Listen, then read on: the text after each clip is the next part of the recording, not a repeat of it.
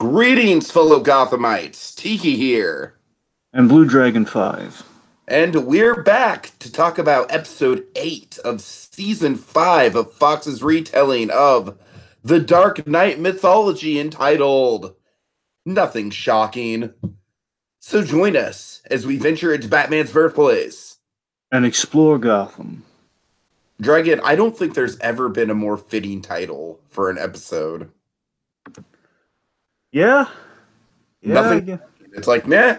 You know, we got Doppel Barbara, we've got a Scarface dummy, we've got a weird version of Killer Croc. I mean, what else? You know, it's like we've got a plot involving a submarine. It's nothing shocking. Nothing shocking, Dragon. It's all just kind of par for the course on Gotham right now. Yep. All right, how the hell are you, buddy? On the right side of the dirt. Good. So we're back. You want to just dive right into it? Yeah, let's dive into perhaps the craziest episode of Gotham yet. Yeah, I would wager to say, Dragon, this is just really quick to get my thesis statement out there, because I guess we should do thesis statements first, really quick. This might be, I am mixed on this episode, because it is so crazy, so insane that I kind of love it. But at the same point, in spite of having some good character building stuff for Bullock and some good character building stuff for Bruce and Alfred, it kind of feels like the most filler episode of the season so far. Yeah, I'd agree with that. All right. I take it you're not a big fan. Yeah, this episode it's a strange one because it's very meta in what it's doing. It's very meta in what it's reflective of a lot of stuff that Gotham has done throughout the course of the series. And honestly, I feel like that's very fitting for a final season, though. It is, but that's the thing, Tika. That's the thing. I'm sorry, I'm gonna have to bore you with some of this. I'll try and keep it to a minimum. But I got a lot of lost season 6 out of this episode, for better or for worse. Well, for me, the issue is I'm at odds overall because I'm not sure how much of this is intentional versus how much of this is just like maybe they regressed, or is this like they're getting the whole episode in to embody what the past seasons have done from time to time. Dragon, I honestly think it's the latter, just because of the self-aware title. I really think this is a self-aware episode. That's the thing. I mean, there's self-aware. Even if it is self-aware, there's some things I question the timing of all this. But by the same token, it might just be like the only place they could put it. But the point is, we'll get into it. So let's just dive right in. We'll tease this up a little bit. We do have some fan art submitted here that we'll get to when we get to the scene in which it's introduced. So some very exciting stuff there. It's just the one image, right? Dragon, quell my anxiety. Yes, Tiki, the one image. Okay, just making sure. All right. Anyway. All right. So, and also, the image is kind of meta, too. It comes with a story that's also reflective of the episode, so it's going to be cool. All right. Oh, so, So, I'm sorry, I know we don't usually point out the previously on Gotham, but I like that most of, like, 80% of the previously on Gotham is just, Barbara's having baby trouble. Oh, that Barbara, all knocked up and being all hormonal. Well, since you're speaking of the previously on, I gotta be honest, the thing that really struck me about it was like, oh my god, that's Spirit of the Goat. They're playing a lot of stuff from Spirit of the Goat. Right, that's true. I was thinking, man, they must be really covering their bases. Then, of course, it literally correlated to that episode. It's like, wow, that's okay, man. I love it when you know me, T. I love when we kind of go all the way back to season 1. We've been doing a lot of that this season, so I'm for that. Like, this is the most season 1 episode out of season 5 so far. The point of nauseum to that. Well, we'll get into how much that hurts the episode, or how much it doesn't. So sure. Also, hello to Winter Ives in the comments, joining us, by the way. Hey there, Winter Ives. Nice of you to join us. Nice to see you. All right, so we start the episode at the Sirens. We're at the Sirens, and what happens, Tiki? Okay, we're at the Sirens, and in walks a couple of kind of crusty old police officers. Babs is basically like, "Hey, are you here to pick up one of your grandchildren? You know, like, what, you can't just come in here. This is and the guy's just like, Ah, come on, give us a break, Babs. You only have the only bar in town. So they give her a little bit of intel, and she lets them have one drink to share. I just love how we learned something about Barbara here, Tiki. We learned she's very ageist. A lot of ageism with the sirens. That's just like the first thing that struck me. I was watching the episode, like, wow, man, Babs, she's really crazy. She really doesn't like old people cramping her style in the dragon. Man, Barbara would hate the movie Up. She just really would. I'm sure of it. Oh God! Like when she's selecting movies, the screen for the baby, she's like chucking Up out the window, and I feel sad for that. In Up, you know the hypothetical situation where Carl's letting where God, I'm blanking on the kid's name. Russell. Like Russell, I know. Carl's letting Russell dangle, and it's like the fantasy scene. Well, Barbara would just straight up kill Carl and be like, meh. She wouldn't even give it a second thought. She'd just be like, meh, the house is mine now. If the situation was reversed and she was in Russell's shoes. Right. All right. Okay. Stretching that analogy. Yeah, that was a little morbid there, but okay. That was a Stretch Armstrong stretch right there. Anyway, so the two the ex-GCPD cops, their names are, I believe it's Boggs and Lewis. So Boggs and Lewis, they sit down, they're about to share that drink, I guess. God. And before the bartender really sets them up, they're joined. Dragon, I just want to know, like, this kind of crossed my mind. It's kind of silly, but like, does the bartender know Barbara's request? It's like, okay, I'm gonna make sure I'm gonna make you one drink, and you guys have to share it. I'd like to think it's literalized, but she's probably just being all femme fatale and just kind of making an exaggeration. That's probably what it is. Right. They're both gonna have like one drink, then go. Yeah. Anyway. Regardless, they're not getting a full drink. It's going to be like filled halfway if that's the case. So regardless, it would amount to one drink. Yeah. So either way, it's going to be one anyway. So, so they're joined by Dix. Now, Dix, for those who may have forgotten, he's played I have no idea who this guy is, and I know I've seen the episode, but I have no idea who he is. Technically, you do, but again, that's as years ago. Does this surprise you, Dragon? Does this really surprise you at all? You mean, let me ask you this. When you say you don't know this guy, you mean you don't know this character? You mean you don't know this guy at all? No, I mean, like, I know that I've seen him before, but I cannot make heads or tails about his... I mean, obviously now I know him because I've watched the episode, but when he first showed up, I was like, okay, I know he's important because he was on the previously on, but this is a deep cut, man. Okay, so let me unpack it a little here. Okay, so... Alright, so Dix was in Spirit of the Goat, and the idea was we opened way back in season 1, I think it was episode 6 or 7, whichever. I think it was 6. It's called Spirit of the Goat, and it opens with the flashback to Bullock. Bullock, the young buck. Bullock as a rookie, as kind of the Jim Gordon, Jim Gordon wet behind the ears rookie that he was in season 1. We were paralleling those characters, and we showed Bullock, kind of like the young honest cop, taking down the serial killer, the Goat. And essentially, I am the spirit of the goat. Spirit of the Goat. That guy. And the idea is that when Bullock was saving the girl or trying to save the girl, his partner got injured. He got paralyzed when he fell. When he got into it with the killer, and Bullock always blamed himself. And Jim and Bullock visited the ex-partner when he was in a wheelchair and all bitter at Bullock, and that's what they're referencing here. So that's where that guy's from, and that's what the promo. That's kind of the previously on clip that they used. So then in walks the guy, keyword walks. Yes. So again, wheelchair bound old man, now man about town. And speaking of man about town, you and I have seen this. Probably be more effective if we saw him in the wheelchair at some point, between season 1 and now. But I digress. Well, again, they put it all in the recap. So I know.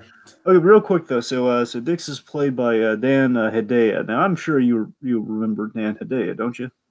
I recognize him, but tell me what he's from specifically. What do I? Well, the most recent thing that you and I have talked about with him was Addams Family. He's Tully. He's the fencing accountant of the Addams Family. Oh, okay, right, So nice. but here's the thing you really know him from, Tiki. He's Nick Tortelli from Cheers. He's Carla's Oh yeah, ex-husband. yeah. The point is, the guy's a Absolutely. really renowned character actor. Like he was played Uh-huh. Adrian Monk's father on the one episode of Monk. Let's see, he's done a lot of great bit character parts over the years. The guy's Yeah. tremendous. So the point is, Dan Day. It's nice to see him come back, and it's like one of the old school class of actors. Always good to see him come back. So the point is, Dix is back.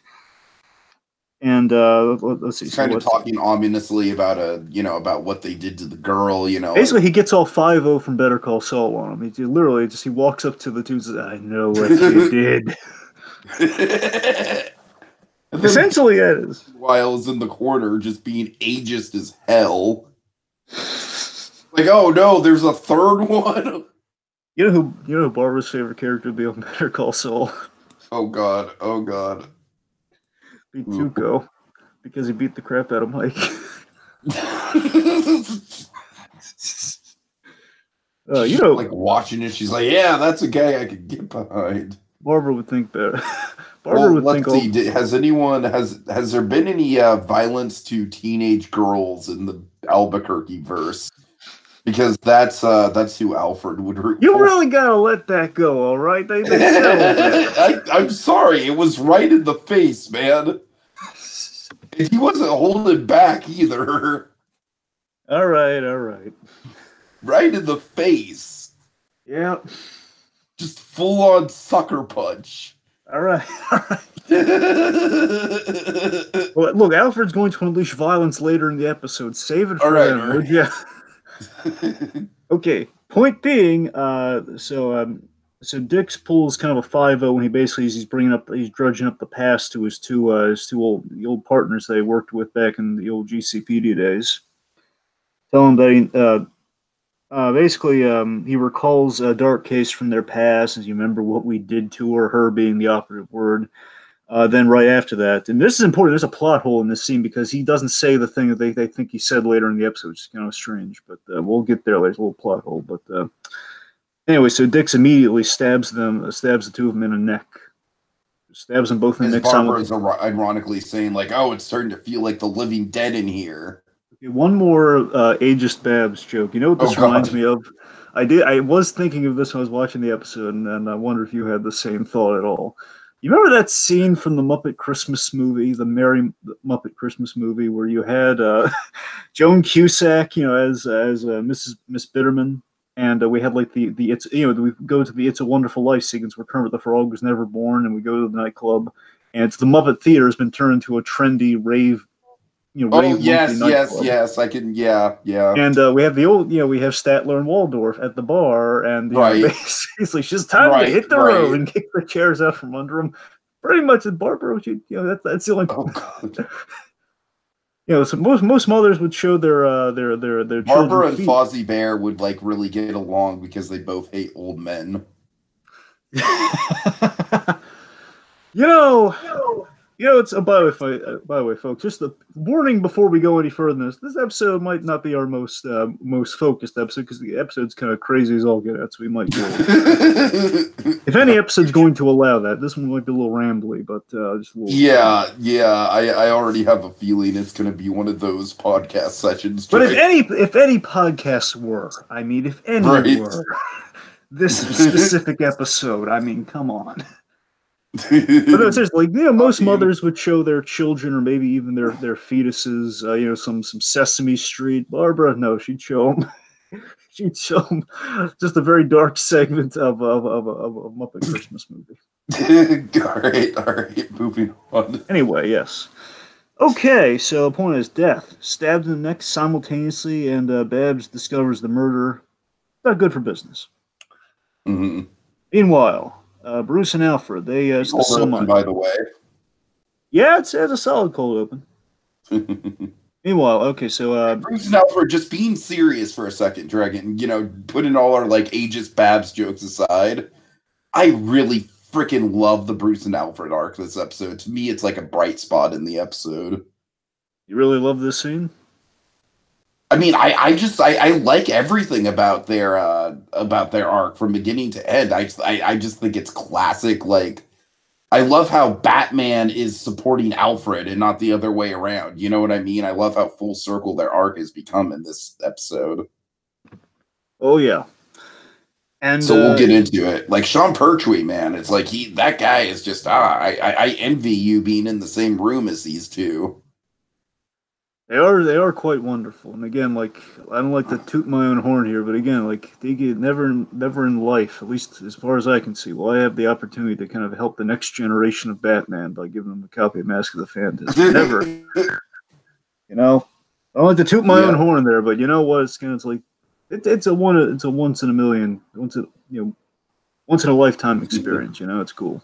Oh yeah. All right. Okay. Anyways, Alfred is talking to this woman who's pretty badly beat up. She's got bandages on her head and everything. And Bruce is listening in, and she's basically telling him about the society that they had in the sewers. Right? They were living in the sewers. Now, here's the deal. Okay, so one, I love how this sequence is staged because it's very kind of it's almost Godfather like. It's almost like Batfather like in a way here, where you have essentially it's a Alfred has talked to this woman before. Now Alfred's like asking her to tell Bruce the same thing. It's basically him facilitating, kind of like, we need a Batman here. We need kind of like a kind of a proto Batman to act here, and just kind of telling the sad story at the beginning of The Godfather. And essentially, since the last episode, of course, the aftermath of the last episode, one of the things we really praised last episode for is that we worked kind of the Joker origin into the plot of the series, where okay, now No Man's Land is going to continue because of the beginnings of Batman, the Joker's kind of creations and rivalry, and the eternal dance, as it were. And of course, the direct aftermath is that kind of like the end of year one and kind of the first Joker story. Like the first official act of the Joker. Poisons the water supply, and that's kind of what No Man's Land is dealing with right now. So basically, the Jeremiah's toxin has polluted Gotham's river, including the sewers. And basically, the idea is that these guys live really close to the sewers, if not in the tunnels. They were trying to save people within the tunnels. Gotcha. They live in an area that's essentially like right next to the sewers, and they kind of ventured in there to see what was the cause and stuff. And basically, just there's a monster down there that's wreaking havoc. Word of a monster down there wreaking havoc. And Diane here and her husband tried to help people, and her husband Hank went down there. He's gone missing, and there's no sign of her. And she was attacked, and hence she was attacked. Don't worry, honey. I'll find out who the monster is. I tell you what. Right. Guys. Anyway. So, anyway, hello, Mr. Monster. I sell propane and propane accessories. All right, I don't even do a good Hank Hill. I'm sorry. Moving on. That's a terrible Hank Hill. I know. I'm so lost and like, what the heck is he doing? All right, moving on. Okay, the point is, so No Man's Land, now the Dark Zone's even more perilous than it already was, and these guys are kind of living in the kind of lower rent section of the No Man's Land with the Dark Zone. So again, the point is, we have a really great scene of Bruce. I just love the intensity of Mizzou's here, what he's bringing here. And this is like what's getting me really excited. Where again, so after the big experience that I had with Jeremiah, now we're getting so much closer to a Batman. We're basically right now, Tiki, what he's doing is he's formulating the mission, and I can't wait from the formulation. Yeah, we're like on the razor's edge of Batman right now, man. It's exciting. That's the main plot thing. Basically, Bruce and Alfred's story is the closest thing to plot that we have. Right. This episode. And I would wager that Bullock's thing is pretty decent character stuff. Yeah, it's good character It's pretty decent. It's not the best Bullock stuff we've ever had, but, it grows his character a little bit. I would say the Bullock stuff gets us closer to where I think we are in that flash forward at the beginning of the season. I'll say that much. Certainly. Let's see. So that's the thing. I love that Bruce is kind of slowly through the episode, he's kind of formulating the mission. Again, Alfred's kind of taking a proactive role in that. We find out directly why he's taking. I love how Alfred is straight up like encouraging, like, okay, we need to go at this alone. We can't get Gordon involved. And I love that Bruce's first very classic, like kind of building blocks to the Batman mythology dragon. It's all right there. The one, I love the reversal we have this. First off, I love that Bruce is questioning, should we loop Gordon in on this? And then Alfred's making the point, well, he's stretched thin, and Bruce is making the very valid point. We don't know what's down there. We're going to need backup. And Alfred's saying, look, we know someone's down there, Master Bruce. Yeah, we know someone's down there, Master Bruce. So basically, we gotta get proactive. We gotta go down there. We gotta find him. So we know at least one person's down there, and that's Hank. And Hank needs our help. So let's go. Let's do it, man. Scott, I need your help, Scott. God. I'm sorry, I don't know where these Hank jokes are coming from. We need to do it with ants, Scott. Okay, no, in all seriousness, though, again, so Alfred's making the case that there's a man down there who needs our help, so let's do it. So again, he's proactively kind of facilitating the Batman mission. I'm not saying that's his primary goal, but he is trying to be proactive for a reason we're gonna find out more directly later on. But I love the reversal. Traditionally in the Batman comics, usually Alfred is of the complete opposite mindset, where Bruce is like, yeah, I'm gonna go down there. I'm gonna step in, and Alfred's like, shouldn't you loop in the police? That's usually how it goes. In this case, not so much. It's kind of fun, and of course, again, getting to the Batman Year One transition of, again, like, he's kind of acting outside the purview. Basically, Alfred's championing vigilantism, which usually he's kind of against. So. Again, Alfred's he's deep into the mission, the formation of the mission, very Year One style. So it's all really good. Bad Kelsey Grammer impression. The kills. I'm not going to actually do it, but just know I'm trying to think of it. I think they call that an anti-impersonation. Dragon, I totally agree with the Year One stuff. I really do. I'm just being silly. All right. Okay, right. What happens next? Okay, let's see. So we're so Babs is calling Gordon and Bullock into the Sirens Club, revealing the body, telling the story, kind of telling them how it all went down. They get the name of Dix, and Bullock's questioning, like, wait a minute, you're telling me that a guy like rolled in on a wheelchair and then rolled on out of here? No, he wasn't in the wheelchair. Then it couldn't have been Dix then.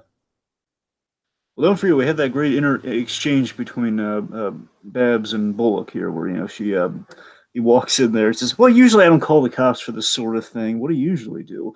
Well, we bury the bodies, find the person who created the bodies, and then we bury those bodies. He says, I'm a cop. You really shouldn't do.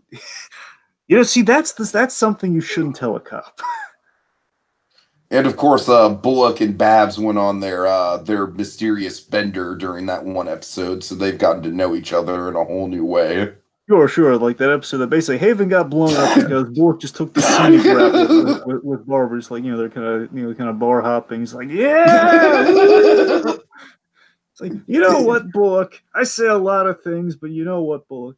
You're okay. You're okay. Look at you, and just like she's had so many at this point, she's like squishing. Look at your face, so squishy. You're okay. Oh my god. Oh Jesus! Sorry. I think we've had too many Dragon.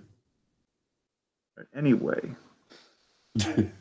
So okay, so then we have. So the point is, so Dix's name has been mentioned, which of course is kind of lit Bullock's fire in there. Okay, we got to check on him. So the idea is Jim wants to. Okay, well, look, regardless of if this is possible or not, let's check in on Dix and just see what's up. We'll see if he's still in the chair, because weird stuff happens in Gotham all the time. Might as well check it out. Uh-huh. Then we have kind of a scene between Jim and Barbara. And you know what? I really like this scene. Jim's given he's giving it the old college try here. He's making an effort with Barbara, because he basically says, "Look, I've been giving you your space because I've been giving you your space lately, but you and I really need to sit down and talk and figure out how this arrangement's going to go here, because I'm going to be a part of that kid's life." You seem awfully he's determined. Basically saying, once the government comes in, what kind of person are you going to be on the other side of that? Unification is going to happen, which means the established order is going to be back in order. So again, like they have like a list of people they're going to take out, and take out, arrest, and kind of like make some wrong things right, to quote Bob Odenkirk. Mm-hmm. But and Jim saying, "Look, I mean, if you and I want to have a chance, you got to go the straight and narrow, and we got to work something out there." Essentially, is what he's offering here, and of course, we know from the ending of the hilarious ending of last episode, Barbara now has a potential escape route, so she's thinking about leaving Gotham and taking the baby with her. So again, this offer, I love that this offer genuinely kind of strikes her, and again has like a really sweet payoff later on, where again she's taking Jim's words to heart, and I love this, where Sorry, I'm thinking if it comes later. Yeah, it comes later. So basically, Barbara's making the point like, I like who I am now. But and Jim has like Jim having the great BS me, or Jim knows when people are lying more often than not, where he says, yeah, you do, yeah, sure. Because again, he can kind of sense that, oh yeah, she's going through a transition. Because we saw last episode she's having hesitancy when shooting people these days. So again, Barbara's growing a conscience. Our little Barbara's growing a conscience. Tiki, what do you know? Oh God. So like the question, can Jiminy Barbara? Cricket. Okay, let's just stop just making random. Right. Point being, the big story. Barbara. All right, I'm sorry. That was a terrible Jiminy Cricket. I'm sorry. Okay, point being, can Barbara change? That's kind of the operative question here. Okay. Meanwhile, two best buddies getting together to build a submarine, Dragon. Living the dream. So, as I'm sure you folks will remember, last episode, we're kind of going the '60s Batman route, but again, kind of the Gotham style with Penguin and Riddler. They're building they're building a sub, the SS Gertrude, by the way. Which again, I love that he named it after his mother. Yeah, that's a great detail. Yep. I love the shot too. I love that we see like Nigma. We start off with this great shot of him looking through the model of the submarine, like his like a telescope or something. Good transition. Yep. So Nigma, Dragon, really quick. This is. I'm sorry. This is the only Lost, but I need them. The last season of Lost, a submarine was also a major plot point. I see. All right, just there. It's out in the universe now. Lost and Gotham, kind of thematically connected in the last season. All right. Anyways. Anyway. So let's hope the characters on this submarine end up being a better fate than the characters on that submarine. That's all I'll say about that. All right, so what happens? What happens here? Yes, what happens here? Okay, I thought you were asking about Lost. It was like they all die. Why would I ask about Lost? All right, I'm sorry. Oh, I can assure you I'm not under any substances, except I have had coffee, so I'm, and it's more effective than usual, which is good, right, Dragon? That you'd rather have me like this than narcoleptic. Yep. You're just like, I'd rather just not have you at all, Tiki, at this point, anyway. Okay, focus up, buddy. Focus up. All right, so let's see. So basically, they Penguin procured us some muscle and lunch in the form of Dale. Oh God. Dale, this guy must be like one of the best like one-hit wonder type side characters in the show's history. Yeah, it's a one and done, all right. He maybe has 5 minutes of screen time, if that, but I'd say he's pretty memorable in the grand scheme of things. All right. So, well, it's more so just, I love that Dale's just like a literal plot device. There's no lines of dialogue, and he's just exactly. It's just more like, this is Dale. I can see that's Dale. Where Enigma just has some really hilarious reactions, like, Dale, go do what I paid for you to do.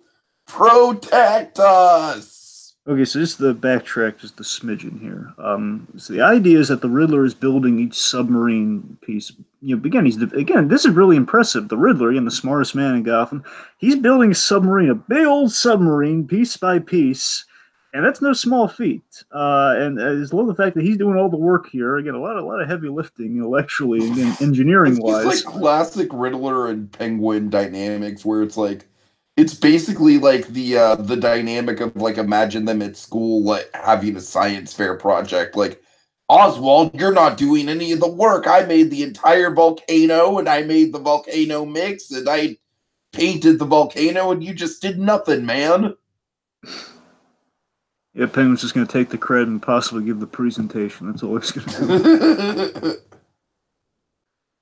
All right, so yeah, so that's the thing. So Penguin, he's facilitating the muscle, the lunch, the stolen goods, which again, the stolen goods does not count because that was all done before the submarine.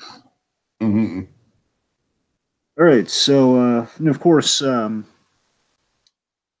an important plot detail. Enigma post, the chip being put in his brain. He thinks they're being watched, hence the alarm system, which I think is going to come back a little later on. So he has this alarm system because he's very paranoid about people putting more chips into his brain, as I think any of us would.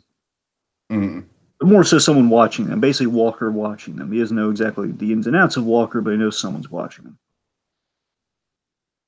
All right, so let's see.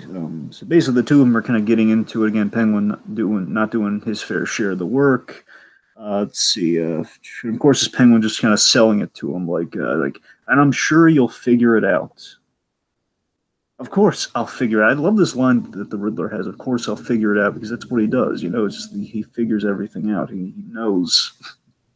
I love that. I think that's ultimately the big thing he's getting out of the submarine. Like he's the guy who can build a submarine because he can figure out how to do it, and that's what the Riddler is to a T. So I love that element of this whole submarine thing. Right, right. I figured everything as he's basically mixing it up with Oswald. Then the bell sounds, the alarm sounds. And then I'm sorry, that's when we get the hilarious Dale exchange. Dale, go do what I pay you to do. Protect us. I think it's safe to say that our mute simpleton here, he's no Butch Gills. He's about as effective as Bane and Batman and Robin, probably a lot less so, actually. Yes, Tiki, a lot less so. And the point being, he's no Butch Gilzine. Oh God, no! That's the thing. It's like he's kind of like painted as like, what if Solomon Grundy Butch Gilzine was terrible? Oh man, that would have been awful. Who he kind of reminds me of? Penguin. Remember, Penguin did have a replacement for Butch way early in the series. Like I think the first 2 seasons or so. Well, actually, it might have been the first 3 seasons because basically his replacement for Butch when he wasn't working with Butch was Gabe. Gabriel was the guy. Oh yeah, right. It was Gabe. This guy kind of reminded me of a stupider version of Gabe. So if Gabe became Solomon Grundy, it might be this guy. Yeah. All right, so then this is okay. Here's where we start to leave the land of logic. Here's where things here's where things start to get cool, but at the same time start to be like, what? It's like we clearly saw Penn die on screen, right? I'm not just making that up in my head. I mean, Tiki, the man was shot, and look, I mean, I don't want to get into logistics of heart surgery here, but the point being, the man was shot dead center in the chest, and I mean, technically the heart's like it's in the middle and to the left, but it's the point is it's I don't know, it's I don't know how semantical you want to get with human anatomy, but the point being the man was shot point blank. The bullet just went right through his chest and missed all the vital organs.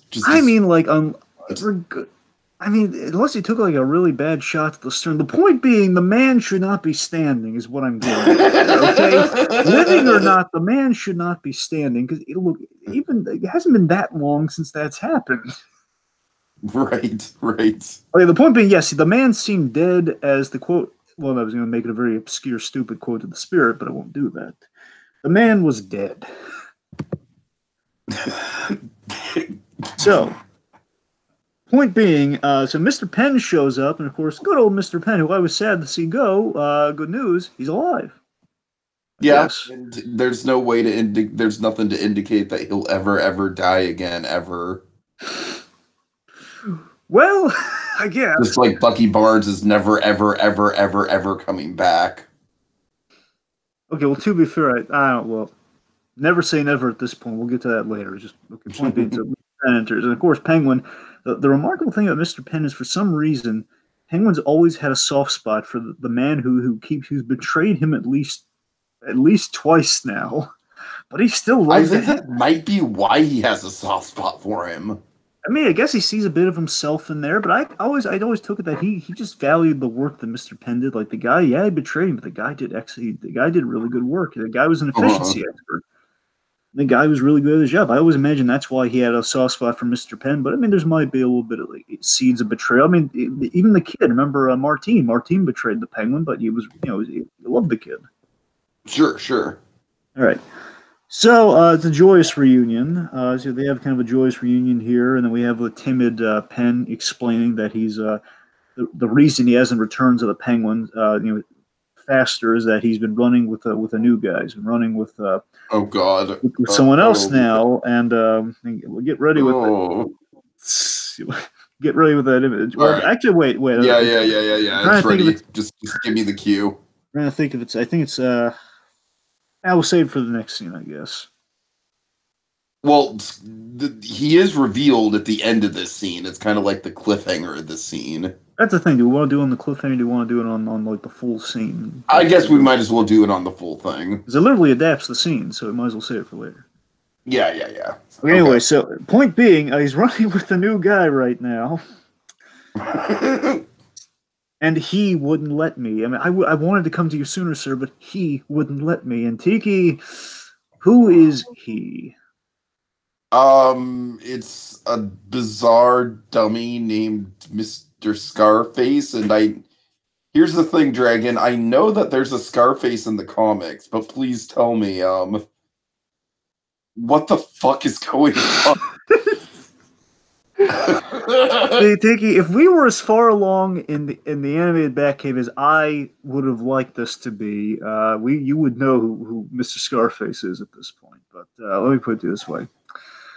The only thing I know about Scarface, literally the only thing I know, is that at one point he was rumored to be like, basically like before Bane came along, the big villain of Dark Knight Rises, or the Dark Knight sequel, whatever, the untitled Nolan Batman 3. Back when we thought it was going to be a villain that has not Black been... Mask Scarface. Yeah, back when we thought it was going to be a villain that we had not seen before. Right.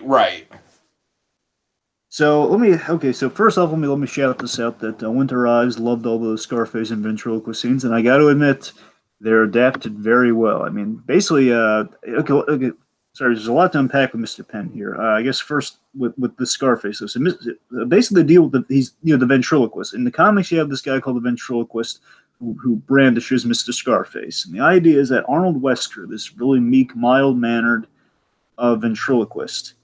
He's a ventriloquist who's basically has a kind of an old kind of 40s style gangster as a ventriloquist dummy. Who runs the rackets of Gotham. Basically, the idea is that Scarface, when done right, the idea is that Scarface is a really smart criminal that demands respect. But of course, you bring in henchmen, you hold people hostage. Imagine what that situation looks like. Where So that is, just to clarify, that is the Scarface, right? Yes, this is the this is the Scarface. The point is, it's... Oh, man, I would have loved to see this done in Nolan style. That's the thing. I mean, that's another... The point is, Tiki, Scarface is such a ridiculously... It's a ridiculous yet cool idea that, again, it plays on its own ridiculousness, where the idea is like you have this man holding a ventriloquist dummy, holding a gun. Basically, if you talk to him the wrong way, again, you have to address the dummy, and you have to treat the dummy's the one calling the shots. The ventriloquist, again, the idea is the ventriloquist has a split personality, and the dummy is the dominant personality, the assertive personality that the guy got bullied, picked on, is kind of kicked around in life, and he asserts himself through the dummy, who's a super smart criminal, who again is smart to pull off kind of the perfect heist that Batman has to solve and stop, and of course. We'll get to more of that, more Scarface stuff as we get through it. But the point is, it's a great concept that, again, would have played so well in the Nolan stuff because, again, it's an idea that just gets in the psychology of like a Batman villain as well as just kind of... goddamn, why can't Nolan do like a Batman TV series or something just so we can get a Nolan Batman interpretation of a villain every week? No, but seriously though, the cool thing with Tiki, this is the first time he's ever been in live action. I gotta tell you, it's a very faithful. It's pretty good. It's pretty good. I mean, it's funny more than anything else, and I feel like Nolan's would be more on the psychological, scary, like Robin Williams in 1 hour photo kind of. That's the thing, Dragon. If Robin Williams wasn't the Joker, he totally should have been the ventriloquist. Okay, I'll tell you who would have been a great ventriloquist. Albert Brooks. Albert Brooks, when he was starting out in stand-up, he did this gag where he had a ventriloquist dummy. He was a terrible ventriloquist. That was the gag. Uh-huh. And that's what you could do there to make Albert Brooks kind of like in like the meek, mild mannered guy, and him just being like this really I could see that. boisterous. I could see that. That's what I would love to see with Scarface. And basically, let me put it to this way: Scarface is really well adapted here, and they only made one alteration. The only thing that would make it vaguely proto. And again, the fact that it's not the guy's name is supposed to be Arnold Wester, which is why we have all the Arnold name clubs in this episode. Mm-hmm. Anyway, more on that later because there's a lot of stuff. When we get back to Scarface, we'll talk a little bit more about it. Let's move on to the next. Sure. All right, so Bullock and Gordon are gonna have a check-in with Dix. You know, Gordon's kind of like, look, I know he's probably innocent, but we have to just make sure. And Bullock, he's very hesitant because again, he hasn't. Again, I love the show kind of acknowledges this that. Yeah, I haven't seen him since season 1. I meant to check in on him. I never did. I feel guilty. He's I'm all he's got. Oh dear, Dragon. I really wish at one point they'd drop they'd reference an event as happening in a season just once. This is a Deadpool slip. Oh god. Anyway. So I love, I love the world building of No Man's Land. I love the security in No Man's Land. Anyone who knocks at your door, you're gonna need like a shotgun to defend yourself, especially if you're a cranky guy in a wheelchair. So, just Dix with this shotgun, basically knock on the door and bang, a shotgun and we just have this big blast in the door, and it's just Dix, it's me, Bullock. Don't shoot. Okay. It's just a little casual. It's like, oh, it's you, Bullock. Okay. Just come on. Just come on in. So again, I'm sorry, here, just looking at something here. It's we get kind of just like some guilt tripping out of Dix, like, oh, I figured you'd forgotten about me. Yeah, like, No Man's Land, a guy would kill you for a cup of soup. I think that's like one of the lines that he says there. Basically, again, that's pretty much the security you need for No Man's Land, where, you got to be, especially if you're a guy in a wheelchair, very vulnerable prey. So, you forgot me. Everybody forgets me. And Bullock has this really poignant line. I didn't forget. Like, man, I feel so bad. Again, this episode is a testament to Donald Logan. This is the thing, T. My biggest issue with the episode, and again, the reason I can't lump it all under meta is that this episode feels like it would have been better served. It basically feels like a season. I know it feels like a season 1 episode because of this all the Bullock and Dick stuff. It does. You're right. And specifically, Bullock. Remember, in season 1, Bullock got all those really great character arc episodes. And that's what this episode feels like. So basically, this episode feels really out of place, and that this episode feels like a little too late in the series. And again, it's a great kind of reflection of the series. Which, if that's intentional, like I said though, Dragon, I do feel like this is kind of a stepping stone episode to get Bullock to the place where he's drinking alone in that flash forward. Now you bring that up. I gotta admit, that's an excellent point I didn't consider. Yeah, I was kind of trying to save it for spec, but I just kind of. Yeah. Anyways. Tiki, I want you to go for a really deep cut reference here. Hey, Tiki. Oh, God. Yes. You're in a safe space. I want you to tell me, are you on the coconut water? I'm on the caffeinated beverage, but it's not coconut. All right. Anyway. Well, I love from Just Giggle It live stream. I'm glad I caught that. Anyway, all right. So getting to the bottom of things, I didn't forget you. This is summarize things a little bit here. They asked for the alibi.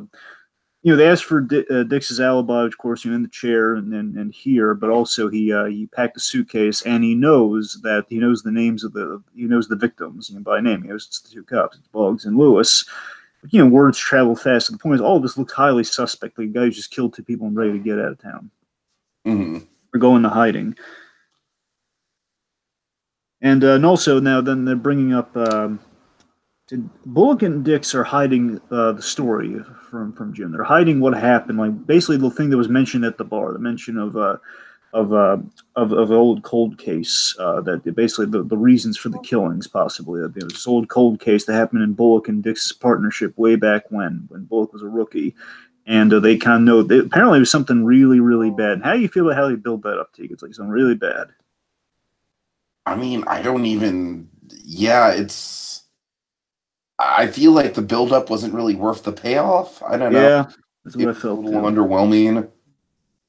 I mean, don't get me wrong, it was bad, but by the same token, I don't know if it was as bad as like they really have to hide it that much, and it feels really Yeah, it yeah. feels superfluous what they're hiding because I it's mean, especially considering the moment we got with Bullock and Barbara, where it's like, yeah, it's no man's land. We can basically do whatever. The law doesn't matter. It's like, why are they trying so hard to cover it up? I agree with you, Dragon. That was kind of a little bit of a black mark against the episode. I felt like they were focusing too much on that plot thread.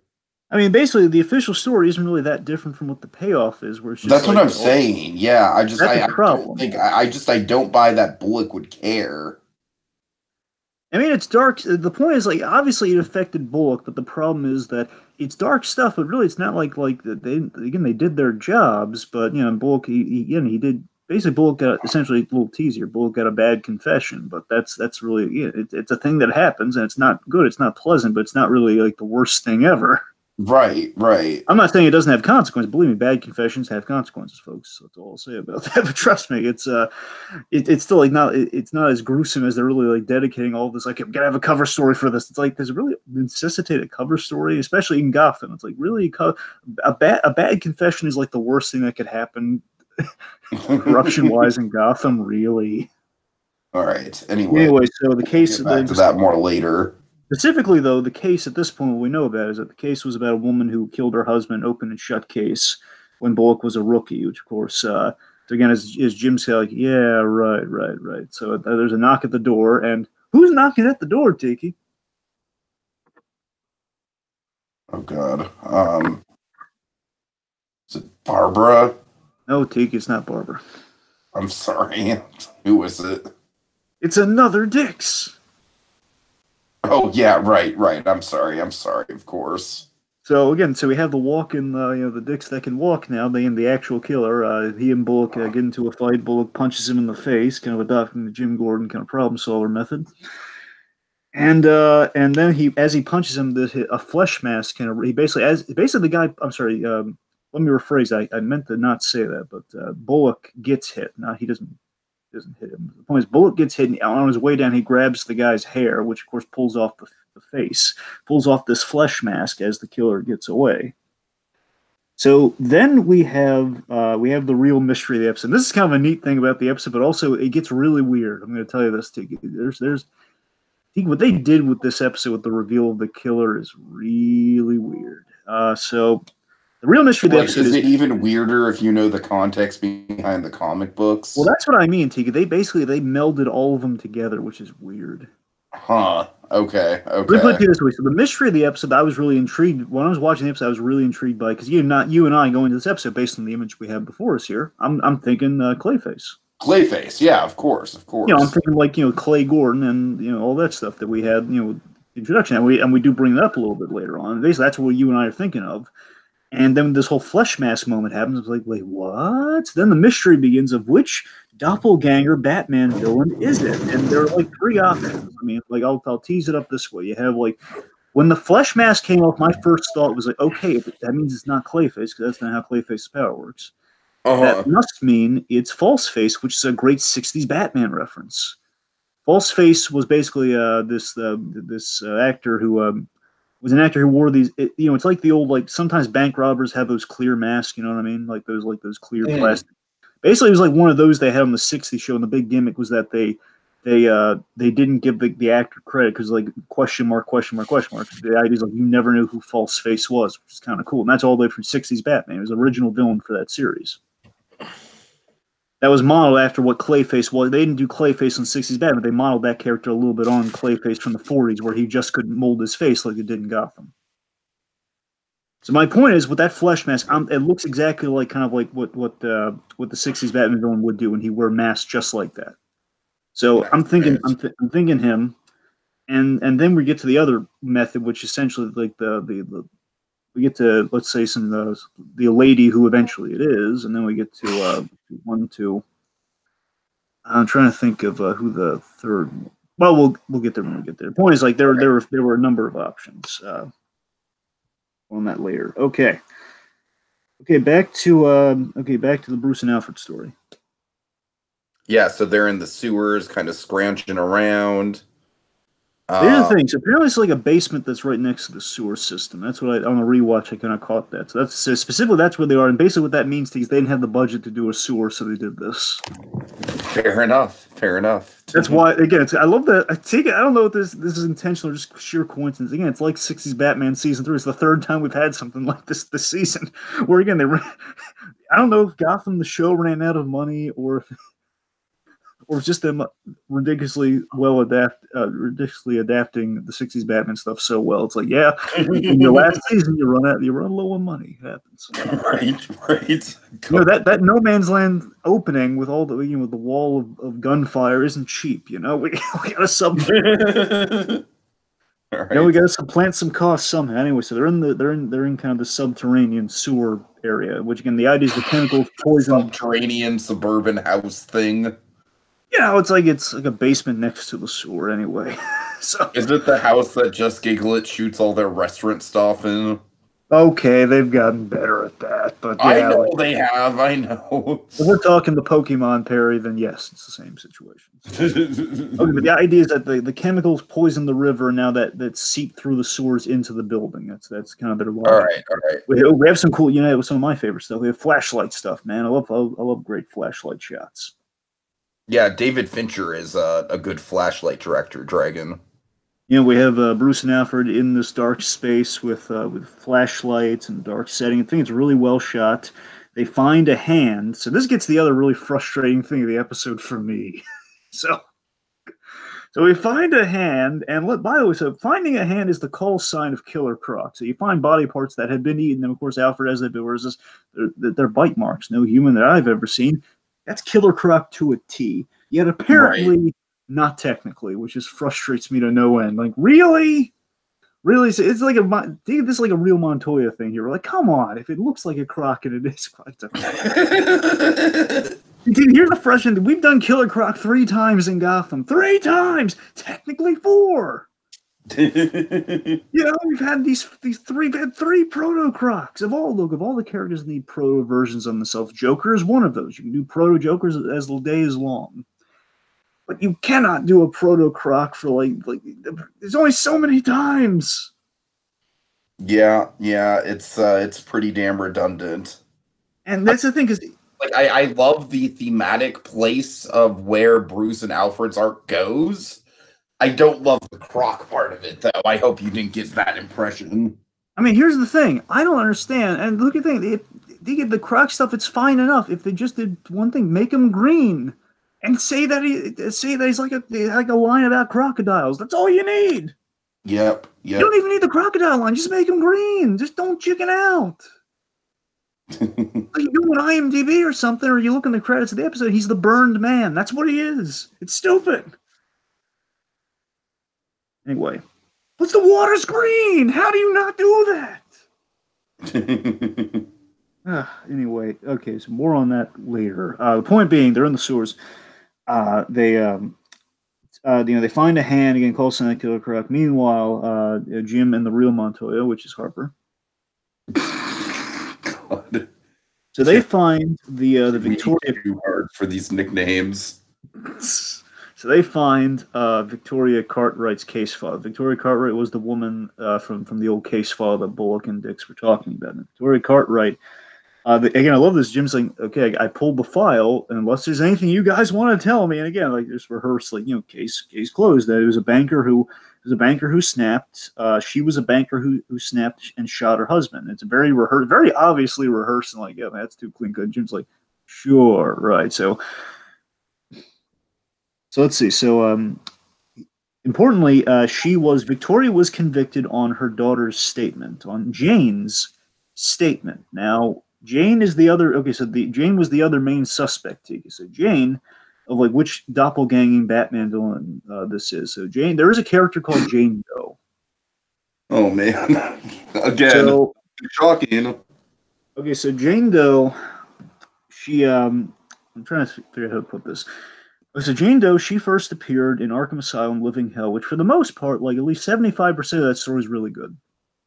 25% has to do with magic for a random reason, like the last issue. But aside from all that, it's a great story. I actually think I read that. Yeah, I remember. I know exactly what you're talking about. You Yeah. have the Humpty Dumpty stuff. You have the Right, shark. right. Basically, that's a great story. I do recommend for everybody, except for like that last issue. Until you get to just basically read the last page or two of the last issue, then you'll be fine. The idea is it's a mobster who takes he kind of takes the Batman Begins route, like I claim insanity, and then the judge says, "Oh, you don't want to do that, but hey, you want to claim insanity? I'll send you to Arkham." And of course, the guy basically it's an average Joe, like kind of a corporate financial guy turned Gotham criminal monster, kind of mob boss. Yeah, I've definitely read that story. Yeah, about a guy who becomes the Great White Shark. But the point being, in that story, one of the chapters of the story, he runs into Jane Doe, and the idea of Jane Doe is that she is someone who can take the form of other people through the most almost Grant. I can't remember. No, that story wasn't written by Grant Morrison. Oh, I met the writer. Oh yeah, I met the writer of that story. I met the guy who created Jane Doe. I met Dan Slott, the Spider-Man writer. That was one of his first DC stories. I actually got that signed by him at Comic-Con. I think I told you. So nice. I met Dan Slott, and the idea was that Jane Doe is a character who can shapeshift in people, but she does it in kind of she does something that I've only seen once ever in live action TV, and something they could never do on network TV. I saw it on Ash vs. Evil Dead Season 2, where basically she skins people and she wears their skin. Oh, God. So that's what she does, and literally, pretty much like the way that there's a character on Ash vs. Evil Dead who can do that, and again, because it's Ash vs. Evil Dead, they can do anything. Sure, and sure. And that's pretty much kind of the best. Stars, right? That's who? Oh, it's Stars. Yes, it is Stars. Yeah. Yes. And I really want Sam Raimi to do like a Darkman show, especially this episode. This episode did get me thinking of Darkman with all these masks and everything. Like, man, I really want a good Darkman show. Why can't Raimi or like the Raimi family? Why can't they do like a great show like they did with Ash vs. Evil Dead, but for Darkman? That'd be great. Anyway, sorry, Darkman love aside. Back to this. Point being, Jane Doe was kind of the winner. When I heard Jane, I was like, okay, they're doing Jane Doe, which again, there's a possibility of Jane Doe because they have Falseface, Clayface, and Jane Doe. Those are the main three suspects, and of course they ruled out Clayface. I was thinking Falseface until this Jane Doe thing. Or okay, they're doing Jane, but then they mix them all together in a really weird way. Oh God! All right. So again, it gets weirder. So just wait for it. And there's a fourth one too, which is oh God, we'll get there. The point is, mother was convicted on the daughter's statement 20 years ago, and Bullock says that okay, I'm trying to think here. Basically, the girls are relevant. The girls are relevant because this was a man, as far as he could tell, it was a man that that he was wrestling with, and he brings up Basil Carlo, Clay Gordon from season 2 of Gotham, which again is as close as you're going to get to referencing. Technically, we reference all seasons of Gotham in this episode. Technically. Think about it. We have season 1 with Dix. We have this with season 2. We have again the fake Killer Croc and some stuff later on with monsters. That's season 3. And you have there's some mentions of the bridge and stuff. And I'm sure there's some. Basically, I think there's some overall season 4 stuff. And then you have this, so it references all seasons. Sure. Crazy. Okay. Anyway, so let's see. So. Okay, the point is he's bringing up Clayface, and Gordon says, again, especially given the fact that Gordon was the one shapeshifted into him and he knows all the ins and outs of that, no, that is not the same thing. And basically him calling out that, no, folks, no Clayface, sorry. Aww. Yeah, one Clayface. All right, so Jim and Bullock, are at odds, being the point. Jim's going to look into the childhood home of the girl to look for a lead again because he believes this girl is kind of a linchpin to it all. But he's benching Bullock essentially. Stay with your partner, guard him because he might be the next target. Look after him. So they're on the outs right now. Okay, now let's go to the image. Right. Sorry, bit of a delayed reaction there. There we go. All right, folks. So, thanks for. By the way, thanks to Nate Productions for providing us this fine image you see before us. Yeah, this is essentially a rendering of how this scene kind of goes here. Where oh God, sorry, this is really funny. Penguin's questioning Mr. Penn here about wait, so you're taking you're taking orders from a doll? Actually, it's a dummy. I just love It's Nigma. a dummy. I just love Nigma coming in with the correction. Actually, it's a dummy, and of course, it's kind of getting on Mr. Scarface's good side. It just cracks me up. I love that. I just love the progression here. I love he gives Scarface respect, which is what the guy's all about. And I love that. Even though, again, the smartest man in Gotham thinks is the most ridiculous thing ever, but he's playing along. Mhm. Okay, so here's the other thing we have to talk about Mr. Scarface. So I believe if it wasn't Winter Ives, it was somebody. So Winter Ives, if you're in the comments, thanks for this. I think it was you. Where you and I earlier this season, we learned that, and this was I was completely blindsided and wonderfully surprised by Scarface here, despite the fact you and I should have seen it coming. Like, did you see Scarface coming? Me? Oh God, not at all. So here's the thing. So when Mr. Penn was killed, Winter Eyes brought up the fact that there was a word. The word was that Mr. Penn was going to become Scarface, and we were going to see that this season. But again, because the season was limited to 12 episodes, all that stuff got cut, and he was just killed off. That's what you and I thought, and that's essentially what the word seemed to be. So again, they worked in Scarface, where apparently they either this was always the plan, or they just cut out all the other Scarface stuff they were going to do. So they just kind of made an edit to kind of end his story. Kind of make it kind of a one episode sort of thing. I'm not sure, but yeah, when I was watching, it's like, oh my god, they got Scarface in, so cool, man. Look at And that. here's the thing, Dragon, the Scarface stuff, it really doesn't advance the plot or the characters at all. But god damn it if it isn't fun. I mean, here's the thing, T. It's so well done because this actor, he's all kind of quiet and he's so meek and mild mannered. That's exactly like Arnold Wesker. That's like the guy who he is the ventriloquist, and that was just kind of a happy accident where you have again a very Arnold Wesker guy who again kind of started off as like a number two to the Penguin who would be in the same position. So I love the psychology they applied to this. Think about it.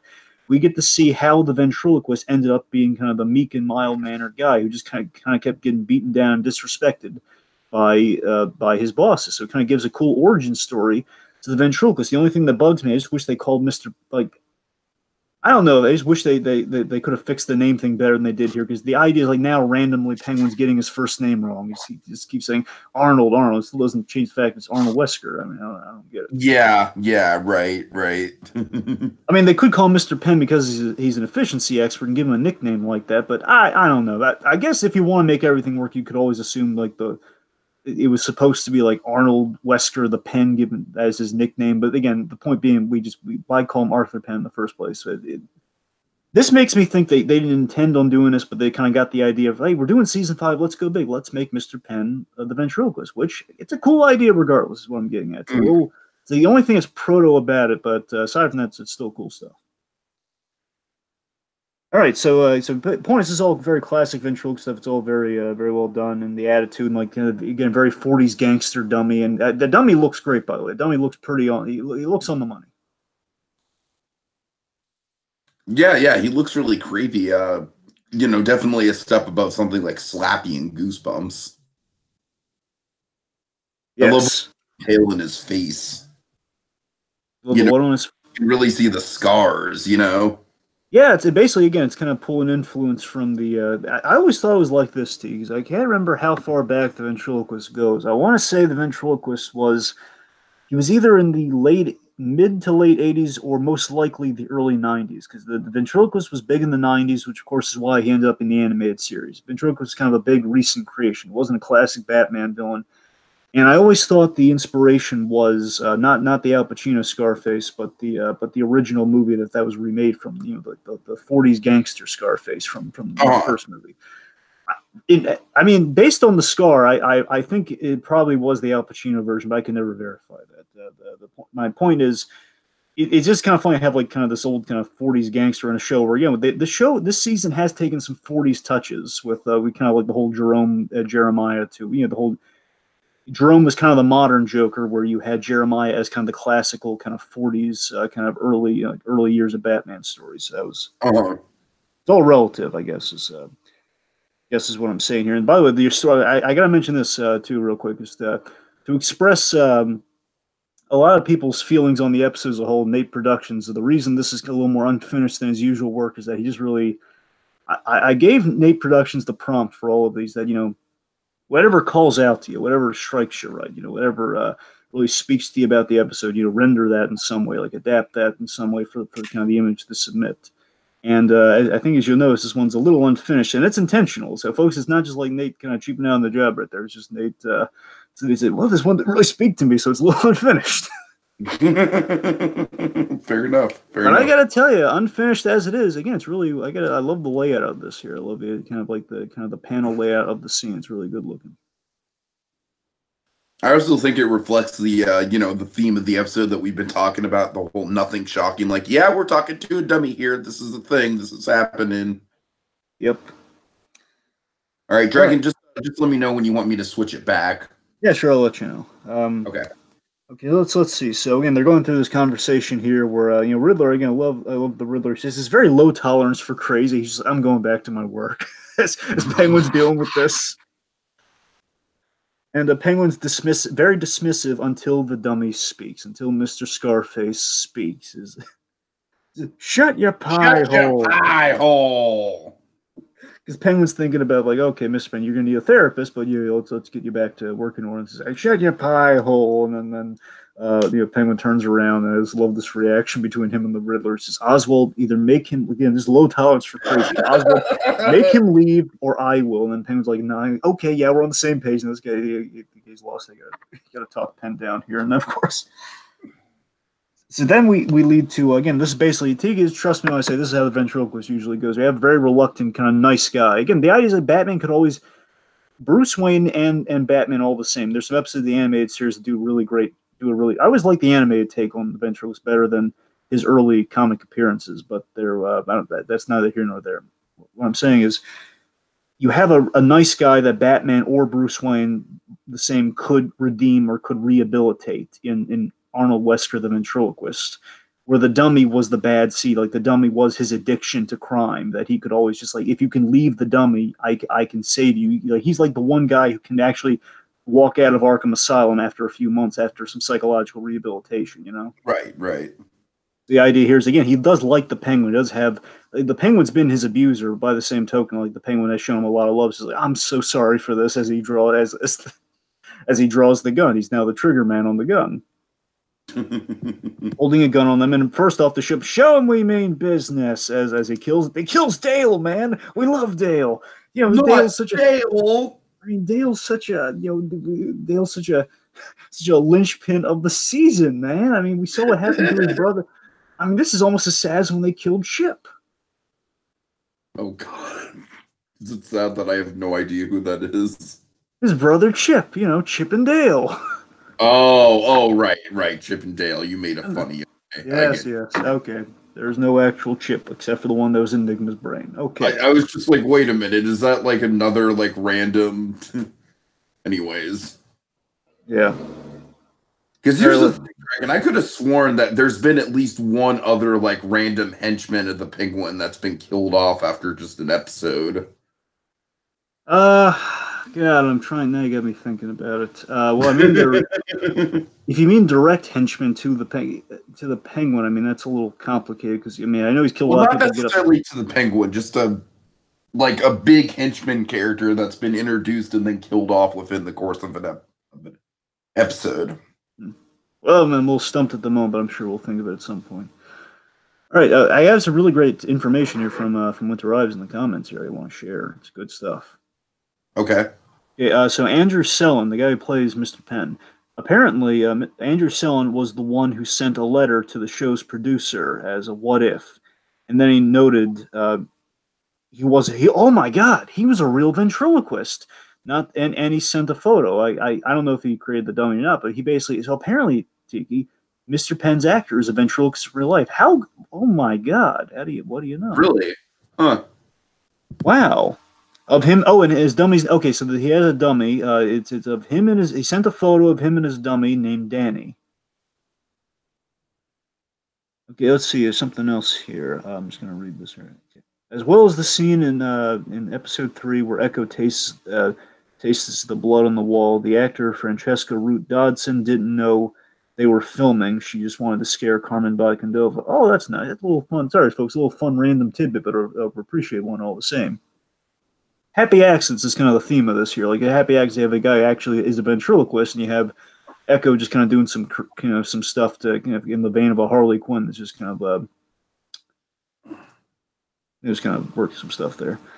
Okay, and the Scarface doll was a regular. Okay, it's an average dummy that was bought from another ventriloquist that they covered in clay and it weighed about 20 pounds. Again, covering in clay, making the scar face of it all. That's what they did. That's where the dummy came from.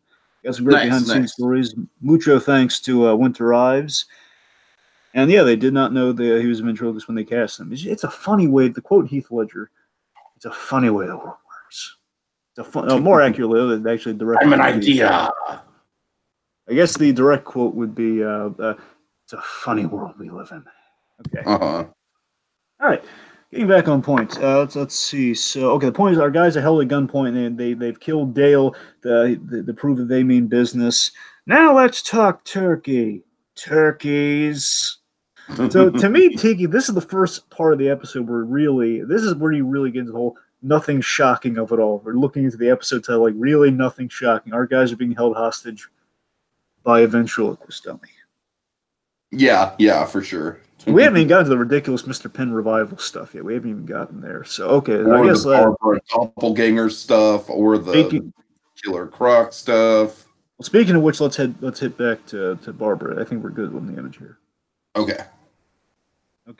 So next scene we have Bullock and Dix. They're checking. Are we going back to the image at all? Do you want to? I'm asking you. I mean, it wouldn't hurt. I mean, we get to the ventriloquist stuff, so might as well keep it around. Okay, so Bullock and Dix, Bullock's checking in on his old friend, and he's like asking, "Hey, you got enough food, enough medication? Well, it's been a while since I've seen you. You doing good?" He says, "If I said no, would you feel like crap?" "Yeah." "Then no." I guess the long and short of it is that Dix heard that the girl was in Arkham. The reason Dix is so sure that the girl's a non-issue, they don't have to. That they basically can keep their story and not tell what actually happened. Is the fact that the girl he checked in on the girl, and the girl was admitted to Arkham shortly after. After her mother. Basically, after we find all the ins and outs a little bit later on. But the idea is after her mother was sent to prison. She was kind of sent around. And eventually, ended up in Arkham. And she died a couple of years ago. Within the seasons of the show, she died a few years ago. At least he thought. Mm-hmm. Which means that that's a certainty right there. The girl's a non-issue. She's gone. Meanwhile, Jim Harper and some random beat cop that we'd have no random cop. Rando cop. Well, Dragon, if one person's getting killed off in this scene, who do you bet is going to be the one person? I wonder if he is dead, though. I mean, there's a chance he could have been alive. I don't know. It doesn't matter. Okay, so Jim Harper, and let's give him a name, Rando Rodriguez. I like that. Rando Rodriguez. Rodriguez. That's great. All right. Okay. Good. Okay, so importantly, they're at the childhood home. They split up. They kind of go Scooby-Doo style. They split up. They kind of cover more ground. Let's see. The idea is the place has been abandoned way before No Man's Land. This childhood home, really creepy. It's been abandoned for a long time. They see a photo with some scratched faces. Specifically, the girl's face is scratched, and I love this clue, by the way. I love that if you really pay attention to this. The girl's face is scratched out, and the father's face is scratched out. So the faces that she can't stand to look at are scratched out. Oh no, it's the Slender Man. My thought was I was thinking of one of my favorite examples of doing something like this. I was thinking of Red Dragon. Yeah, I could see that. Red Dragon had Dollar Hyde, scratching at his face. Man, it's a cool book. So they kind of did that. It was way better than when they did. If you want to be really okay, I'm gonna get deep cuts here. Okay, go all the way back to season 1 when you had the when you had the Golem. Remember the Golem, Tiki?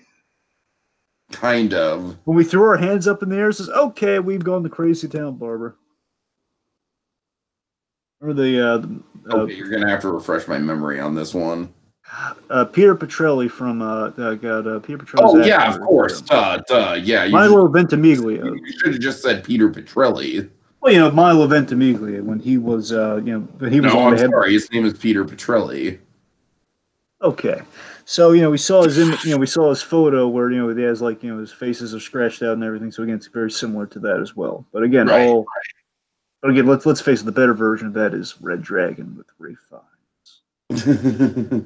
Okay, so let's see. So we see okay, so a woman with a doll mask. And here's where we get to the crazy town of it all here. So a woman with a doll mask watches them.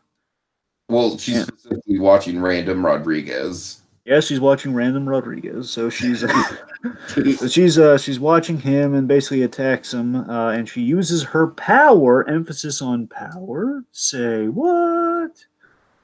She uses her power to absorb the Rando Rodriguez's appearance.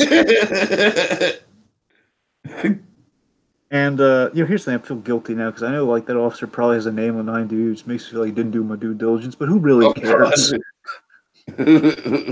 Anyway, so the point is, beat cop here. Yeah. Do you want me to look it up if it would make you feel better? I you don't have to, but it's All right. Well, look, just go through the scene and I'll see if I can find it. Okay. okay. All right, so she absorbs his appearance. So okay, so she absorbs his appearance, and this is where we get into. So here's what they're doing here, folks. Okay, let me break it down a smidge here. So here's what they're doing. You can break it. This is actually the perfect time for me to do a little bit of fact checking. So go ahead and go on your little tangent, Dragon. Do what you need to do. Okay, so here's what they did. They combined all of the kind of, they basically combined all of the appearance changing Batman villains, and I mean all of them. I mean they went really deep with it for some reason. So again, your instant thought is Clayface is okay, shifting appearance, and you got a little bit of that, and basically the full bodiness of it all is kind of Clayface. And then primarily it's false face with the whole like apparently. I guess what they're getting is that if you hit her in the face, she peels like a chameleon. It's like a snake shedding. It's like a skin shedding thing. Again, there's really no logic. It's this really stupid thing when you think about it. When you hit her in the face, like the mask comes off. Because again, if she can do this naturally, why does she need the faces? Again, it's like they wanted a cool visual that is very indicative of false face. And then they went really deep cuts with Batman Beyond did a version of False Face where he can use a power to change the shape of his face, so you can shape shift his face like the 40s Clayface. Oh God, that's the real deep. Basically, they needed to make it a natural ability, so they get a little bit of Batman Beyond, not even the original False Face. It's just Batman Beyond False Face with how that works. And primarily, she is Jane Doe. We know for a fact she is primarily Jane Doe. But here's where we're getting to, like they're doing everything. Calendar Girl. So Calendar Girl. Oh no! Oh God! Really? I don't know if you know the reputation of Calendar Girl, but I know she's infamous. I don't really know exactly what for. Okay. So of course, you read the story. You know Calendar Man from Long Halloween. Remember the very yes, I know that calendar person. Yes, the Calendar Man's awesome. Calendar Girl is the watered down, stupid version of Calendar Man that was on the New Adventures of Batman, the revamped version of Batman Animated Series. And there was an episode. The point being, I know they're directly doing this because two things happen. One, she wears that mask. That mask is the Calendar Girl had a gimmick where she wore that doll mask on, where basically it was a full face covering mask. But the point being, this one has a mouth hole. Take away the mouth hole, it's Calendar Girl. Secondly, Calendar Girl's whole shtick was that she had kind of an animated series defect, and I mean that in a good way. Always all the villains had like these really great dramatic moments where it's like you saw the psychological scars on them. Like it's like Two-Face, like I can't find my coin, like one of those moments. Her version of that was what this character has, where don't look at me. I can't be seen without my mask on. That's the Calendar Girl. Dragon, this is definitely veering into some Twilight Zone territory, and I really like it. But you see where I'm getting at. I'm saying they literally kind of homaged all the yeah, it's pretty crazy. Again, I mean, like two versions of False Face. So again, the point is that I think they did overkill on that, where one would have sufficed. And I think to be serious though, the reason they did that, I'm convinced, is that they made it a power because again, as I mentioned, Jane Doe's shape changing thing. Again, she's a human lady who just wears skin. So again, Uh-huh. there's no power there. That's just really hard to bring to life. Again, they've squished eyeballs on Gotham, but there's some things just really gonna be too creepy to do. All right, so Dragon, I'd like to think that Billy Peck, the guy who plays Random Rodriguez, is listening right now, and he's like, "Oh my God, they're paying so much attention to me. This is great." And he actually, his character is just listed as Strike Force Captain. Huh. So, Dragon, I'd say Random Rodriguez is a step up. Okay, well, at least we gave him a name. All right. Yeah, exactly, exactly. All right. Okay. So, okay. So the point is, she used her power on Randall Rodriguez, and she basically tried to fool him, and like as they're going through the rooms, like see anything though. And of course, Gordon sees the body, which gets into a fight, which leads to the now here we get the old Jim Gordon problem solver punch, where he punches her, and of course the face comes off. And again, then we have the whole "Don't look at me," Uh-huh. and then we get to the interrogation scene. Okay, Okay. so So, let's see. we have a great bit with the interrogation scene here, where again, this is pretty much again the end of kind. Again, they're really going strong with the calendar girl thing with the mask here, where it's like she needs her mask to stay on, and it's so trippy because in that episode there's a moment between her and Bullock at the end too, which is so trippy and just so retroactive. Where again, in that episode, it has a specific moment with the mask with her and Bullock. And now we have this whole episode where again her whole thing hinges on Bullock technically, so it's kind of funny. Right, right. So Jim's interrogating her. If we know anything about Jim Gordon, he's good in an interrogation scene, and he's and she's saying, I need my mask to stay on." He says, "Okay, if you want your mask to stay on, you talk, or I reach across this table and rip it off your face." Gordon means business. Yes, he does. All right, so he's basically calling her out as Jane, like childhood. She was in the childhood home, same age, yada, yada, yada. Talk to me, Jane. Bullock is watching this through the two-way glass. This is a really well-staged scene. I gotta give him that. It's a really well-staged Yeah, I scene. love what they do with the reflections. It's some good cinematography. Her mom was arrested. She became a ward to the state, which led to Arkham. And now here's where we get into the season 3 of it all, Tiga, with the kind of in referencing all the seasons. And again, this is the only other bit of plot we're kind of getting. Very loosely, we're getting plot here. Hugo Strange. So Hugo Strange, way back in season 2, did the Indian Hill stuff, and that's essentially so she was in season 2 retroactively now. So what they're saying is Hugo Strange experiments. So this is when again she died a few years back, so she most likely died and basically got away in the escape of Indian Hill. So they assume she died in the escape when Indian Hill went crazy at the end of season 2. Sure, sure.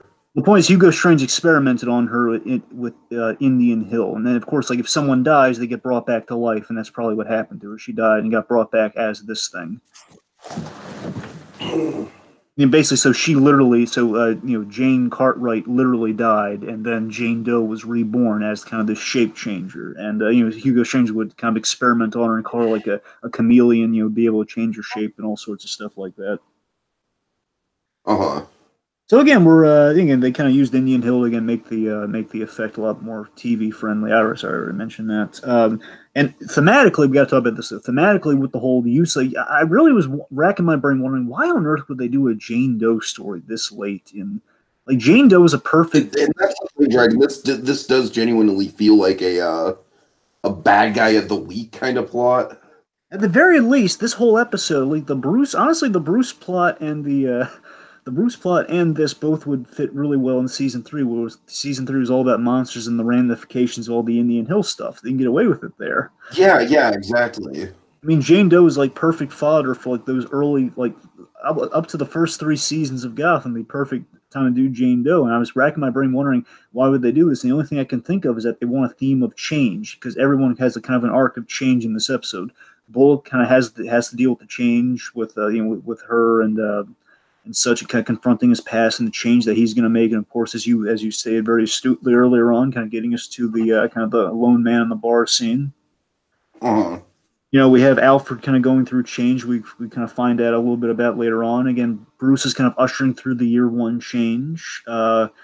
Again, our fake Killer Croc is a man who's been changed by the whole Gotham River being poisoned and etc. And of course, Barbara, going through kind of the change of motherhood. So this changes thematic through So all in of our other stories. words, I'm going through changes. Anyway, point being, I mean, I'll give it that to you. I do have to give it that with the Jane Doe overall. I mean, there is a thematic change sweeping everybody here, so that's kind of, and of course, Wes with ventriloquist, there's definitely a change there. Yes, that's a pretty astute change right there.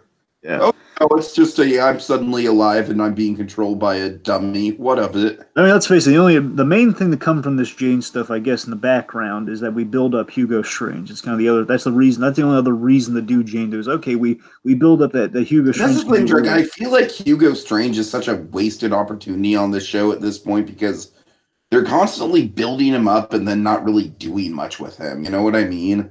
That's true, but I think the plan is this, Tiki. I think they're building him up to justify what he's about to do in the next 2 episodes. All right, we'll see. All right. Well, I mean, I think you and I know we'll get to that with Spec anyway. Yeah. Okay, so not everyone I've touched, and I've touched you, Detective. That's a creepy line that she can shapeshift anybody that she touches, and of course, Jim Gordon. So, oh boy, fist first, but still Jim Gordon. All right, Jane died in Arkham. Jane Doe, that's who I am, and you killed you killed all the cops. You've been killing these cops. What do you want it to do? And it says, ask your friend. They adds to the why of it all. And of course, we set up that she can kind of change the shape of her hand. She's kind of escaping through the handcuffs. Like, oh boy. Dragon, can I just say that was like a super cringe moment for me in all the right ways. Like Okay. it was hard to watch, but for good reason. You know what I mean? It was really well structured. Really funny version. There's a really funny version of a handcuff escape. Go ahead. Right. There's a really funny version of a handcuff escape in the crossover they did on the for the CW shows recently with Green Arrow and the Flash. They work together and they have to kind of. Oliver has to walk. It's the stupid one where they did the halfway Elseworld story where they kind of changed identities. I don't even want to bore you with the point being. The point being, Oliver had to walk Barry through how to kind of dislocate your thumb to get through the handcuff, and it was. It is really funny because Oliver's such a serious guy on that show. He kind of laughed and says, "Oh my god, it looks so funny. I never saw it like that." Anyway, I saved you 3 hours with that. Okay, so. All right. So they run into Hank. Yes. The octopus from Finding Dory. I knew you were going to say that. I knew you were running low on Hanks, and you were going to go to that Hank. I knew it. Okay, let me tell you my favorite thing. My favorite thing in this whole. They run into Dean Norris. Yep, we're really running low on Hanks. Oh, I can keep going. Okay, but seriously though, let me tell you my favorite thing. Tom Hanks. Okay, now you're just getting desperate.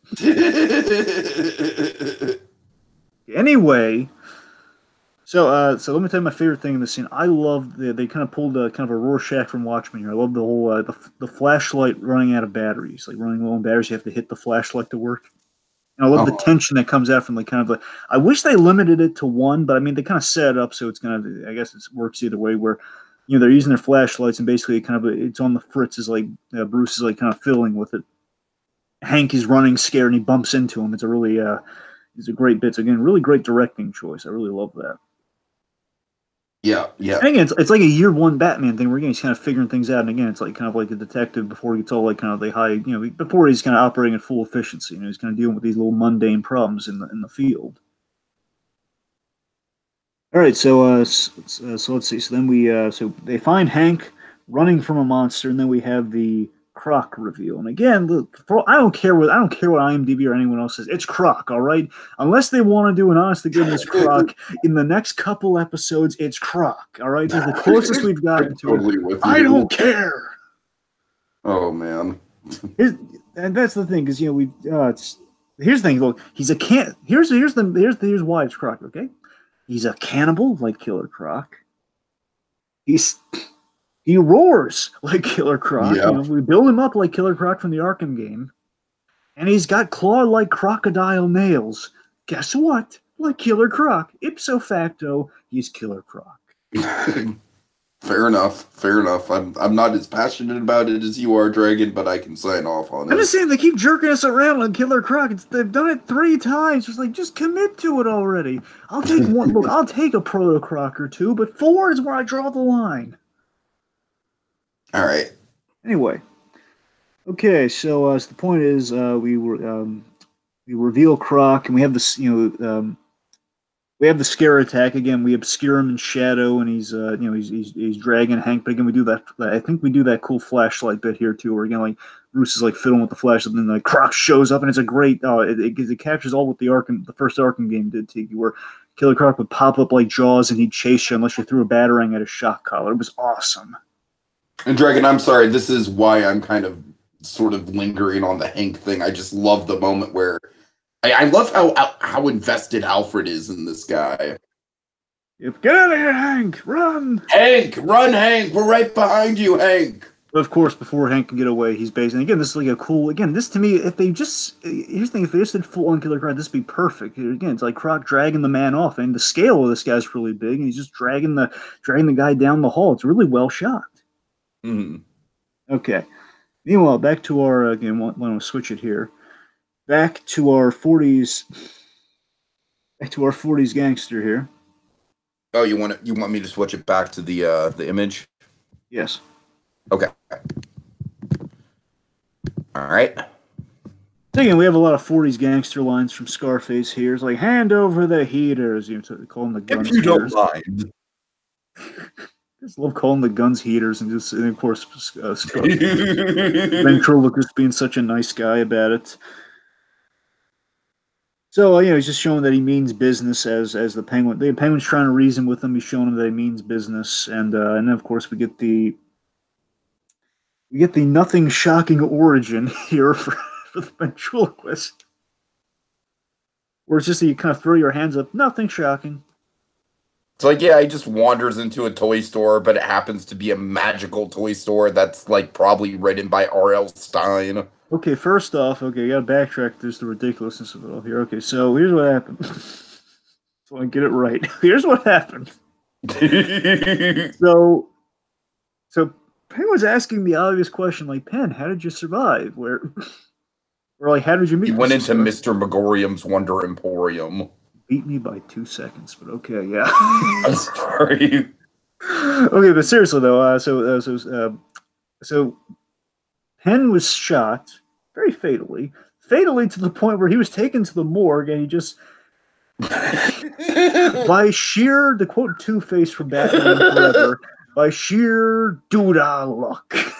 It missed him, and he woke up in the morgue, and he basically patched the wound as best he could. I guess he found kind of like Wonder staples. Right. I guess he found those Wonder medical staples in the morgue. He patched himself up best he could, being the operative word, not just them realizing, yeah, we have no idea how we're going to do this. Just say best he could, and let's move on. And he dragged himself to a magic shop where he found Mr. Scarface.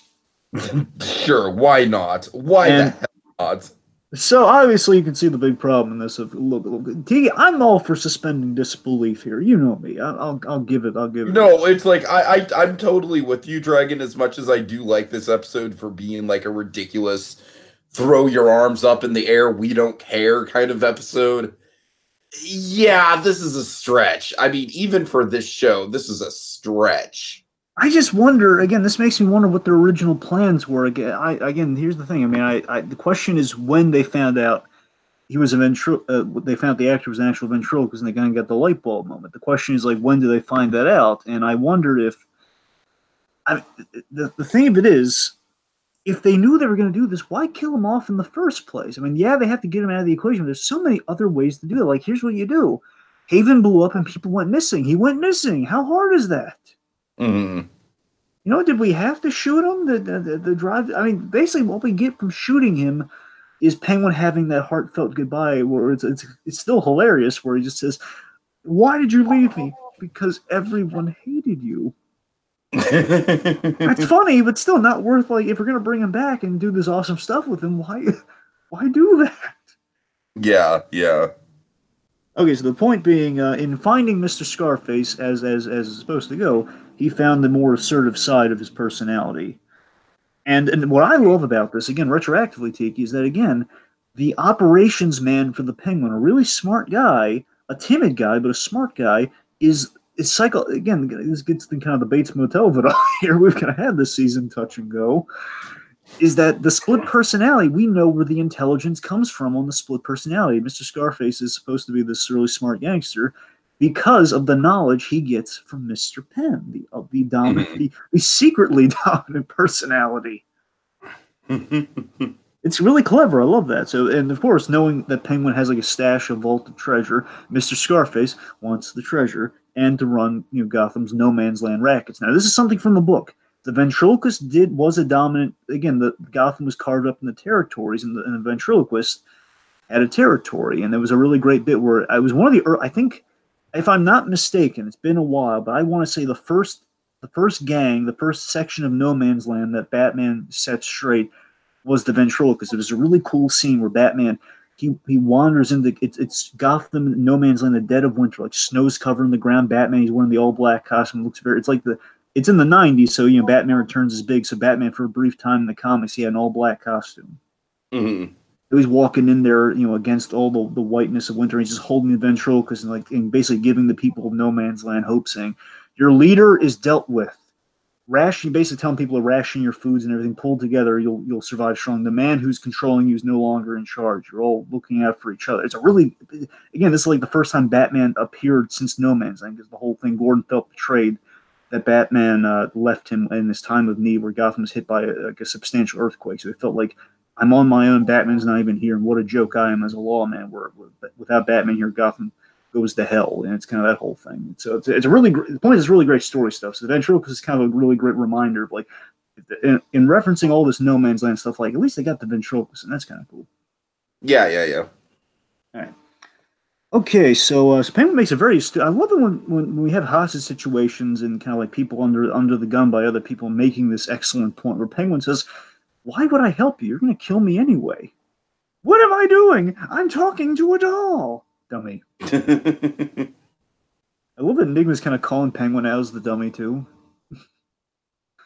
But then, of course, Enigma then really gets in this thing where he calls Penguin out like, "Oswald, you deserve this for all you diminish people."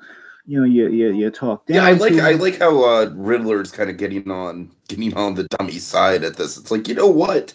This is an insane situation, but the dummy has a point. Yes. Okay. Real quick, Winter Eyes is giving us some information here. I think again, it's not official or anything, but it sounds. I like to believe it's true. I got to be honest.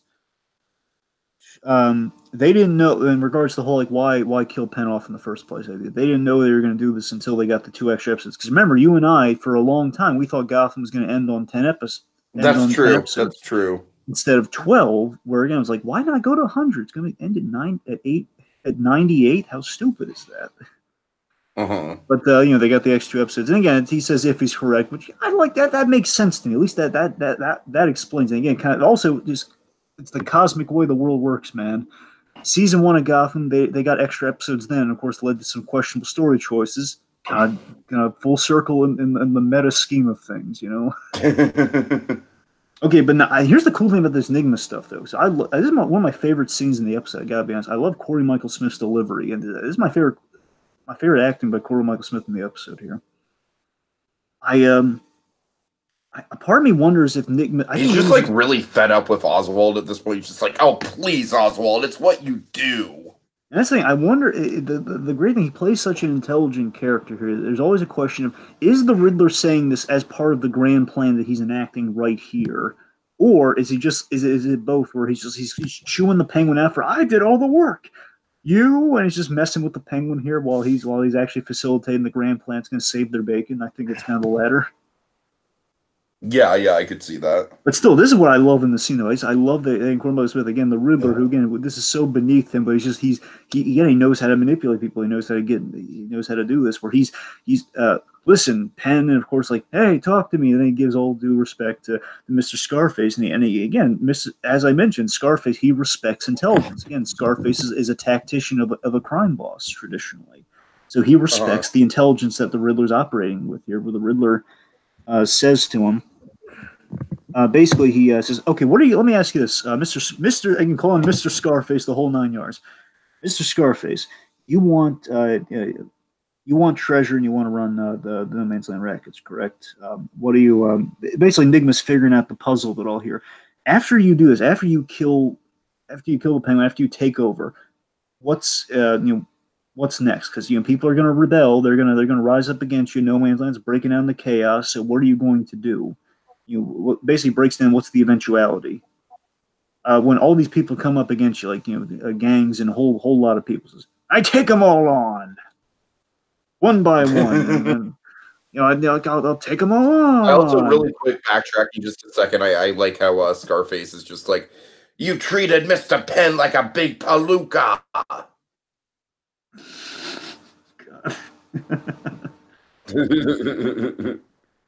So then, of course, Enigma he says, "Let me ask you this, Mr. Scarface. How do you feel about submarines?" I love that line so much. I just love the emphasis. It's just such a juvenile, hilarious. Like, how do you feel about submarines? He's like a door-to-door vacuum cleaner salesman with that line. How do you feel about submarines? How do you feel about the Hoover model? I don't know. So that's funny. Of course, the grand plan here is that Enigma's kind of enticing him with basically looping him into the escape plan, buying them time. That's what he's doing. Okay, back to Barbara. Oh God. Everyone knows it's Barbara. All right. There's a Barbie World joke in there somewhere, but we're too break. Right. Well, I meant the image, Tiki, the image. Oh, my bad.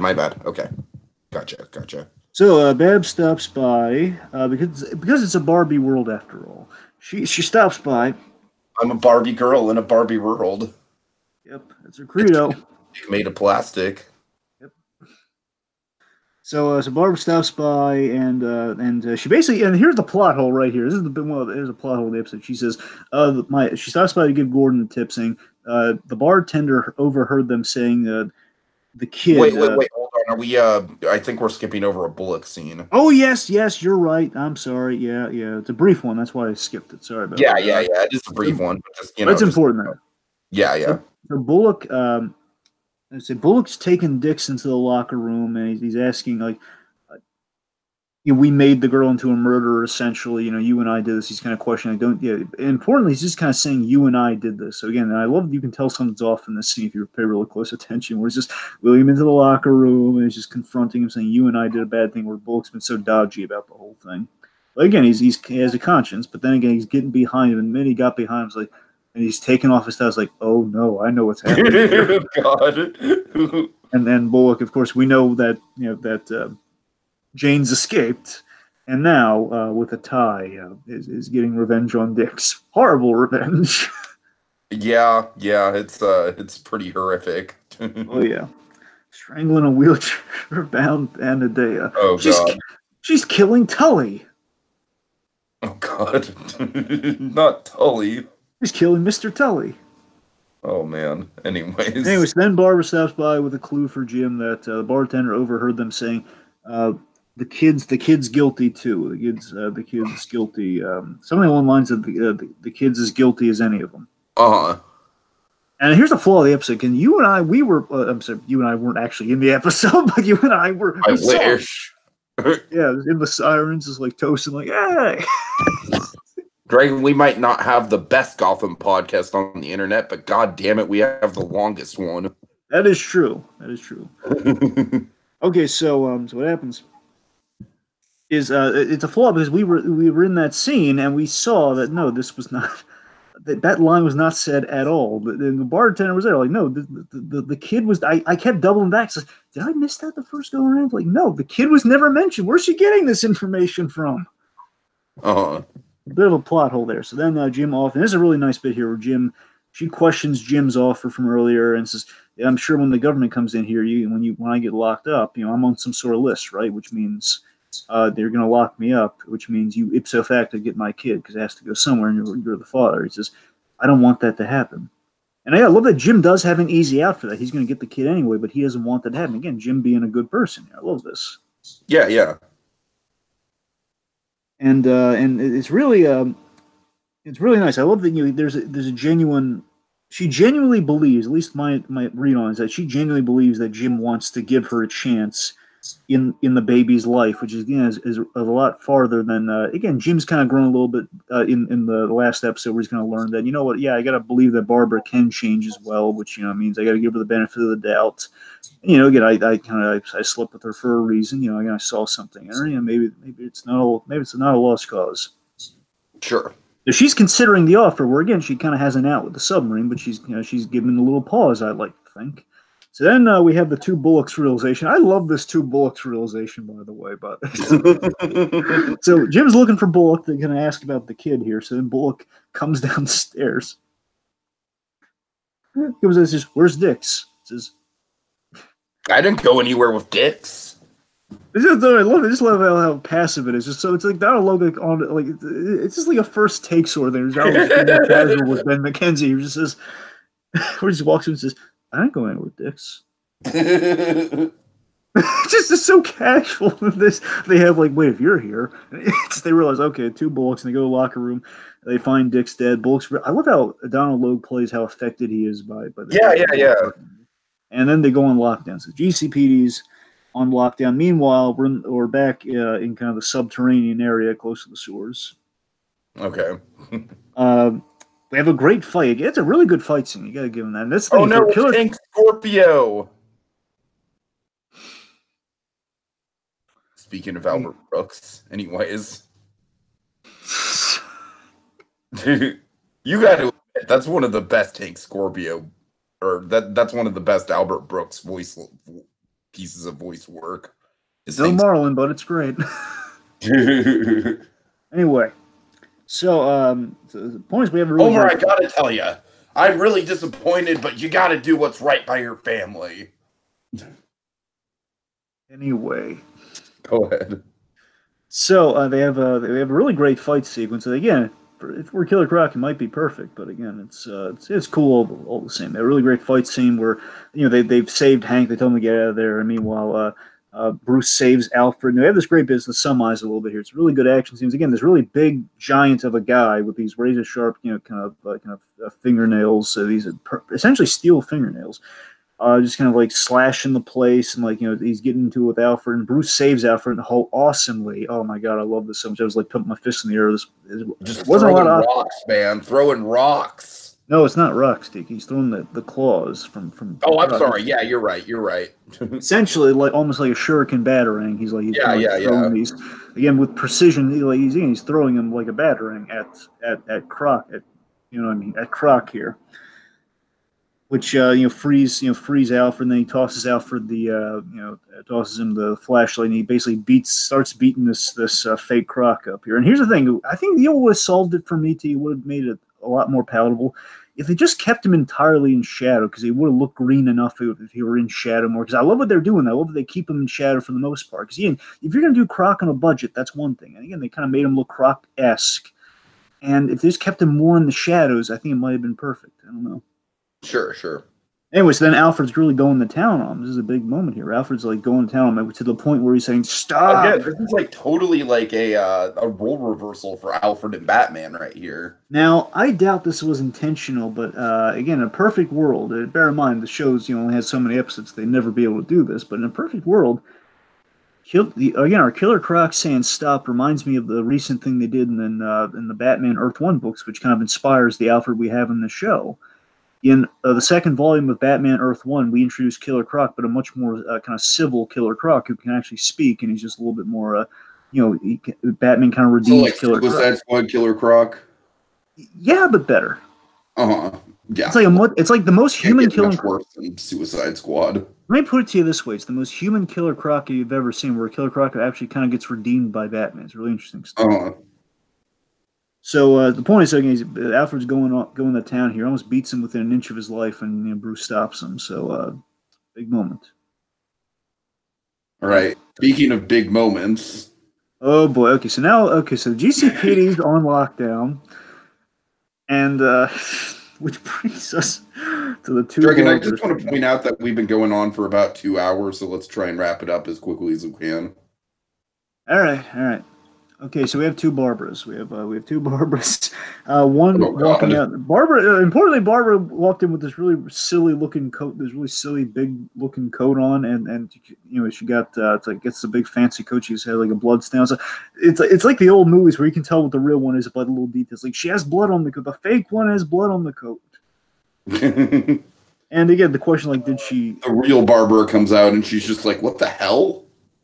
And here's the thing. So, okay, two things. So, one, I love that in a way, Tiki, in a manner of speaking, fake Barbara is like season one Barbara. If you really look at it, God. it's season one. It's crazy killer season one Barbara. Yes. No. I'm sorry. It's even better than that. You know what it is? Here's what the season one Barbara comes in. Okay, so initially, Barbara in the coat, the fake Barbara comes out, and she's saying, "Jim, help me!" And she's like, "Barbara, what happened?" Because of the blood and everything, and asking what's going on there. So it's like basically season one Barbara, where Barbara was the victim, but she was... Yes, it's Monster Victor Zaz Barbara. That's what it is. Yeah.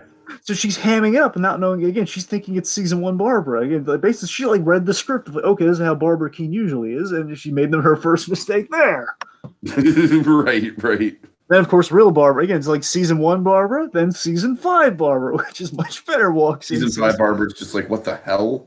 Then, of course, we have the hostage thing, which, again, first off, it's like the two Barbara situation. Like, which one's the real one? Okay, Barbara, where did we first meet? Like, where was our first date? Then, of course, takes her hostage. Like, if you had any doubt of who the real one was, now you know, okay, the one pointing the gun on the other Barbara, that's the fake one.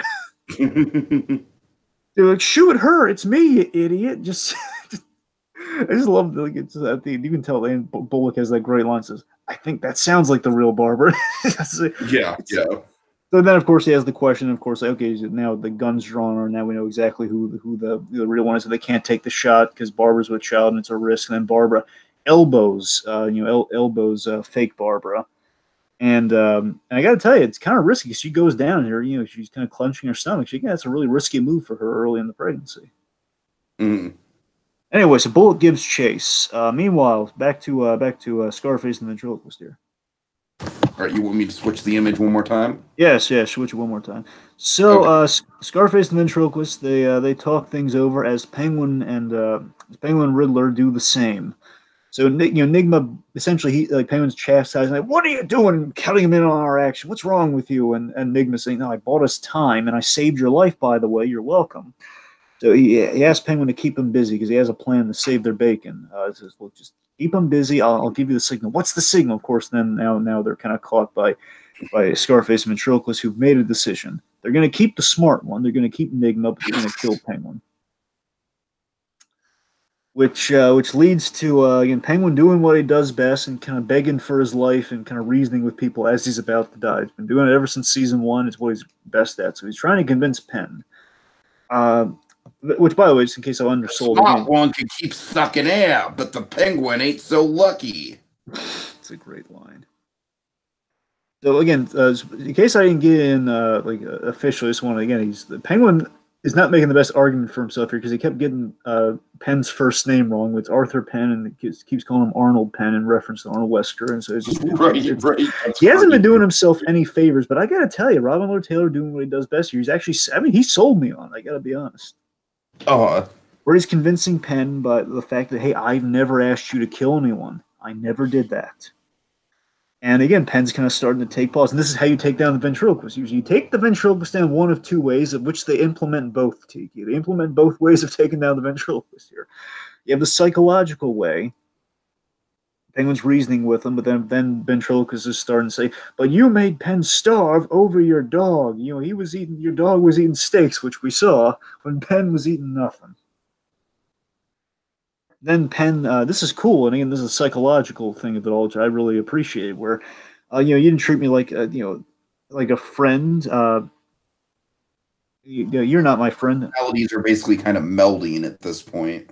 Essentially, and that's the cleverness of it all right there, where again, Penn is sticking up for himself, which defeats the purpose of Scarface, which is so clever to me. It's like, yeah, I mean, honestly, I would have respected it more if it ended that way, but, the point, you get both, it's fine. But so the point is, like, the Penguin then admits to his own failings, says, yes, I'm not your friend. I'm all alone. You were right about me. But I valued you. I did value you. And of course, then he snaps him saying, "You forced me to be your puppet," which is a great line. Applesauce. That is a great line, by the way. You forced me to. I love that line. Applesauce?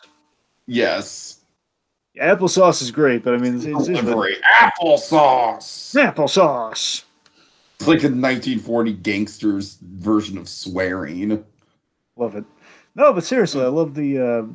Again, that you forced me to be your puppet line. It's a great, profound line for the ventriloquist. And again, the origin of the whole ventriloquist thing, he was the Penguin's puppet, and that's what kind of snapped him. Applesauce, and before he wastes them, we have the sonar distraction. Nigma was building a sonar device for the submarine. He activates it, which of course distracts him for a moment. There's a scuffle between Penguin and Penn, and what happens is hilarious. I love this, by the way. I love that he's hitting. I love that he's. Sorry, it just makes me think of that scene from "Won't You Be My Neighbor," by the way, where we have the Fat Freddy moment where right where we have. I'm sorry, it's when Penn is hitting the Penguin with the dummy. Just like, bam, bam, just hitting him in the struggle for the gun. He's hitting him with the dummy, which it's so stupid and ridiculous. I love it. So then they struggle for the gun. Penguin shoots the head off the dummy, and Penn is just like, "Mr. Cobblepot, you did it. Thank you so much for freeing me from that torture." And then he gets shot in the head by Nigma, which again, here's what bugs me about this. You could have look again, like the only proto thing you could have done with Ventress, and this is a cool thing that's been done in the comics, which is why it would have been perfect either way, is that ordinarily what happens is the dummy will find a new master, or Arnold Wesker, the ventriloquist, will create a new version of Scarface. So the running gag, the age-old running gag in every Scarface story, animated series or no, in every story, what happens is the dummy, again, because you can get away with it on broadcast standards and practices, and no amount of censorship will ever prevent you from doing this. It's the robot rule. You can destroy any non-living thing as brutally and as gruesomely as you want, so long as it is not a person. And Scarface has all these gruesome gangster-like murders. It was like the Scarface movie, he would be killed off in those manners constantly. And of course, he created a new dummy. And I wish they kept one of them alive. That's the thing. It doesn't have to be both, just one of them. That's the thing. Like if they kept the dummy around, like, oh, hey, look, I'll keep the dummy as memento, would have been perfect. Or if they kept Penn around, like I wish they left one of them alive. That's what bugs me about this. I hear you. Anyway, so then we have a heartfelt moment between Nigma and Penguin. How's it go? Basically, Nigma is just like, hold on. Sorry. I just want to make sure I get this this word for word right, because it is a really good line. So basically, Penguin's just like, "Why did you do that?" And Edward is just like, "God, I'm sorry, Oswald. I accept you for the person. Yeah, I accept you for you being crazy, just like you accept me for being a neurotic genius." Not a rock genius, take it. So the cold logician that I am. There you go. I'm sorry. This is what happens when I rely on Hulu for dialogue. And so they have this great exchange. Perhaps, Edward, we really are meant for each other. That lunatic had to be stopped, and they just laugh. I just love the laugh there. Like, yeah, we are meant for each other. This is laugh. Here's the great medical. What I love about it is it's basically just like, oh yeah, we didn't really we're basically at the status quo, like the most status quo with this relationship that we possibly could get. But you know what? We had fun getting there. And that's the thing. This is the most meta bit in the whole episode here, where they're just laughing at the ridiculousness of their storyline. It's just great. Mm-hmm. Okay, so then Bullock and Jane, they're in the childhood home which Bullock knew she'd go to, and guns are drawn. he apologizes to her. He apologizes to Jane for everything. He feels very guilty. He's asking, when is it enough when you're dead? And of course, this is Bullock's profound fear from season one. Bullock does fear his own demise. He does fear his death, especially at the hands of stuff that he's going to wrought upon himself. So this is Bullock kind of facing, well, yeah, this might be the end for me. I mean, I ruined this girl's life, and I heard my death will bring her peace, but I don't want to go. And this is where Bullock makes a big kind of Gotham-like decision, kind of a Gotham cop decision, where I can never clean my soul here, so I got to make a choice. It's me or her. But he takes no pleasure in this, where Bullock asks her to take her mask off because he doesn't want to shoot her, and he's asking her to take her mask off. And she does, and this is the calendar girl of it all here. Because unless I'm missing something, which I really don't think I am. There's nothing. This is also very much to me a reference to the Twilight Zone, the Eye of the Beholder. Right, and again, this is pure. This is the calendar girl episode. This is a big thing from the calendar girl episode. From it's called Mean Seasons, in case anyone's curious. Where basically, she's psychologically, she thinks it's like she had plastic surgery that went wrong, and by wrong, it's like a little mark on her face. And she's spiraled out of control, and she always wears that mask and gets removed, and she freaks out, and then hence the whole, I guess, the Twilight Zone of it all, yeah. So we kind of have that here, where again she can't recognize herself anymore. Therefore, again, she thinks she's deformed, or again, also Jane in the comics, like we see what she really looks like. She's all like kind of the musculature of a face because she's removed her own skin so many times. That's the idea. So it's kind of a little bit of both. So Bullock begs her. This ends with one of us dead. It's basically kind of what the situation boils down to. And Bullock ends up shooting her when she draws a gun on him because she's waiting to get either she dies or he dies. She wants it to be over, and this destroys him. You feel bad for Bullock. Meanwhile, yeah, it really is a pretty powerful moment for Bullock. And like I said, it's like this moment, this episode. It's not necessarily a great episode, but it does have some good character building stuff. So it does. There's some redemption in there. Anyways, let me check in with the Bruce and Alfred story here. We learn that the croc damage is irreparable because of the chemical stuff. Basically saying, hey, it could become even more like Killer Croc, maybe. I don't know. I guess. Anyway, sorry, it's less my croc rants, I swear. So, but in all seriousness, here's where we do get to the episode. I love this where Bruce says, we should have gone to Gordon.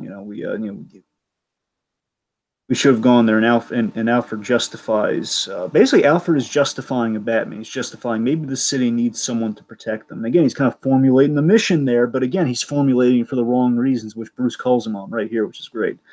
Where Bruce calls him on that you're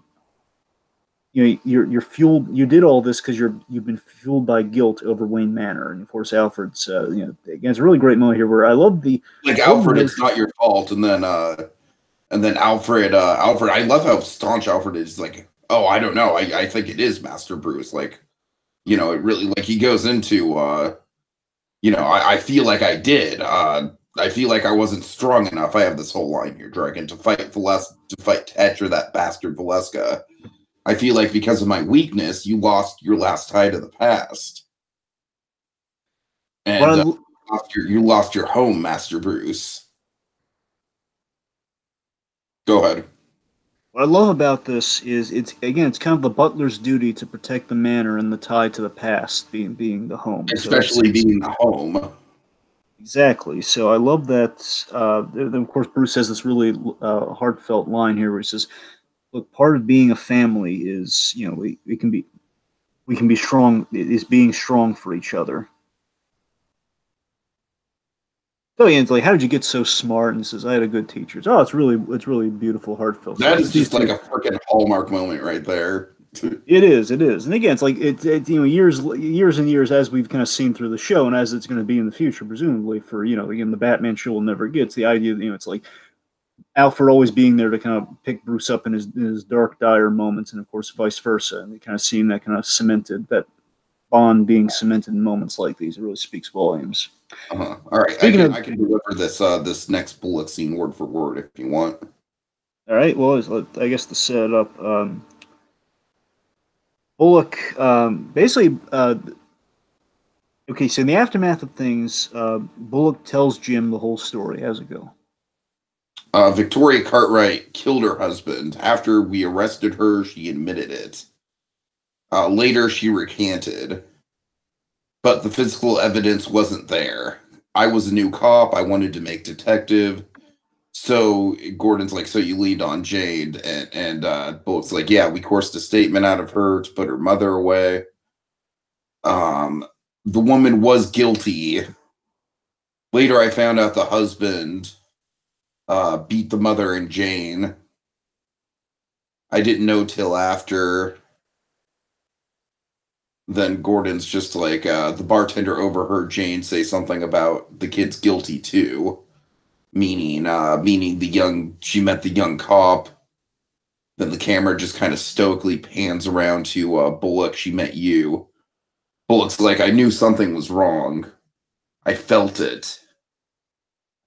I said something, and they told me to keep my trap shut. Just close the case. Put a bow on it. After a while, I stopped feeling it. And I went down that path for a long time. Until I met you. I love it. Again, I love the close-ups here. I love the and we're also getting the Gotham, like the da da da da da. Well, look, hold on a minute there. We also have, I love that. So, of course, it's a sad story that Bullock's telling here, and I love that Bullock kind of thematically he had kind of a Jim Gordon choice at the start of season 1 of Gotham, essentially in one of these moments here, where he before he met Jim, he made a choice again to kind of keep his own skin, and again, it's like a choice that Jim made in that first season. A little bit. I don't want to just keep going to the whole the big penguin scene, but it is kind of like that, kind of the cowboy of it all, where it's the. Really quick, I'm sorry, I just want to get through this one last line because it's a good line that kind of puts a bow on the Bullock speech. However much I've changed, I can't change the past. And I made that girl a killer. And what do you want from me, Harvey? Bullock's like, forgiveness. And Bullock's like, I'm sorry, I can't give you forgiveness. Bullock's just like, I just needed you to know. That's it. Yeah, that's it. He just walks out. Very poignant, kind of somber.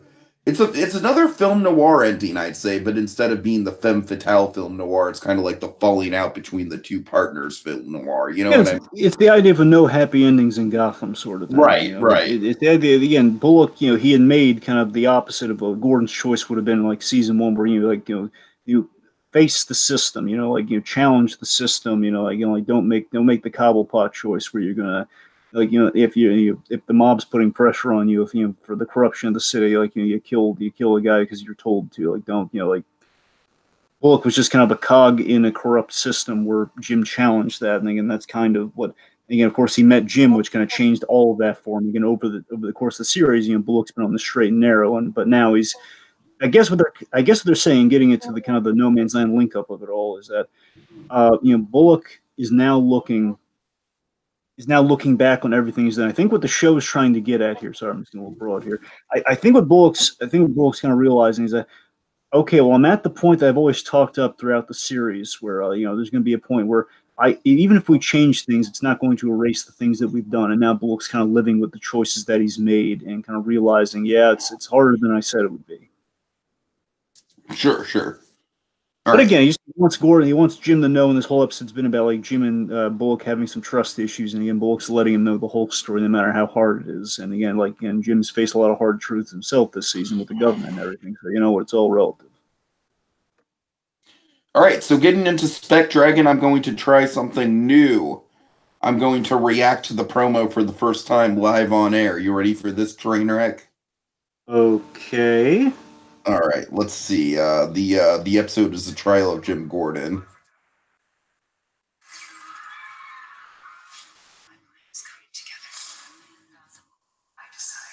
Oh boy. Oh, more Ivy. Oh, Jesus Christ. Oh, what the hell, Dragon? What the hell? Really? Really? A big Ivy episode? That's what we have to look forward to Well, one, you might want to switch the image back. Oh, right. Okay. Okay, so suspect. So let's see. So I think what's going to happen is the next episode of Trial of Jim Gordon. So by the way, that's the one directed by Aaron Richards, the Oh, Barbara. okay. Okay. Interesting. She directed that one. I can't remember if Mackenzie wrote that one or not, but I know she directed this next one. So that's the one we're Oh, going to look forward to. So I think what's going to happen is I think it's going to be a trial in the non-conventional sense. I think we're going to start as basically that whole clip started with Jim gathering the gangs of No Man's Land, and he had that great it's life or death, your call. I think it's Jim saying, okay, I'm done with all this touch and go. I'm going to gather them all in one place. We're going to make the decision. Who wants to survive in Gotham and who just wants, because he had the guns trained. All the GCP had their guns trained on. Let's just clear house right now. Let's get rid of the gangs. Again, it's kind of Gordon making a really compromising choice. It seems like a no man's land choice.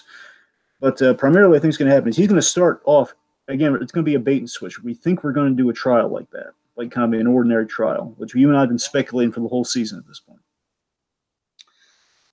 And then the minute that trial is about to get started off, we're going to have a big subversion where Jim gets shot. He gets sniped in that scene, and then it's going to be like a life and dear. death. It's going to be then a life and death trial. Like he's going to be. It's like kind of a trial and tribulations type deal, where it's going to build to a point where Jim's going to be alone, trying basically fighting for his life, and it's going to be a question of do the people of Gotham support or reject Jim Gordon's leadership in No Man's Land, and that's where I think the episode's going to go. I think that's what the trial of Jim Gordon's going to be. It's going to be kind of like how much can we put this guy through? Uh-huh. And I think Bane. I think it's pretty safe to assume Bane's the sniper, or one of Bane's men. I think it's pretty safe to assume that's who the sniper is. Probably gonna have a bait and switch with Zaz, but I don't think Zaz pulled the gun. They kind of have a shot at Zaz. I think it's Bane.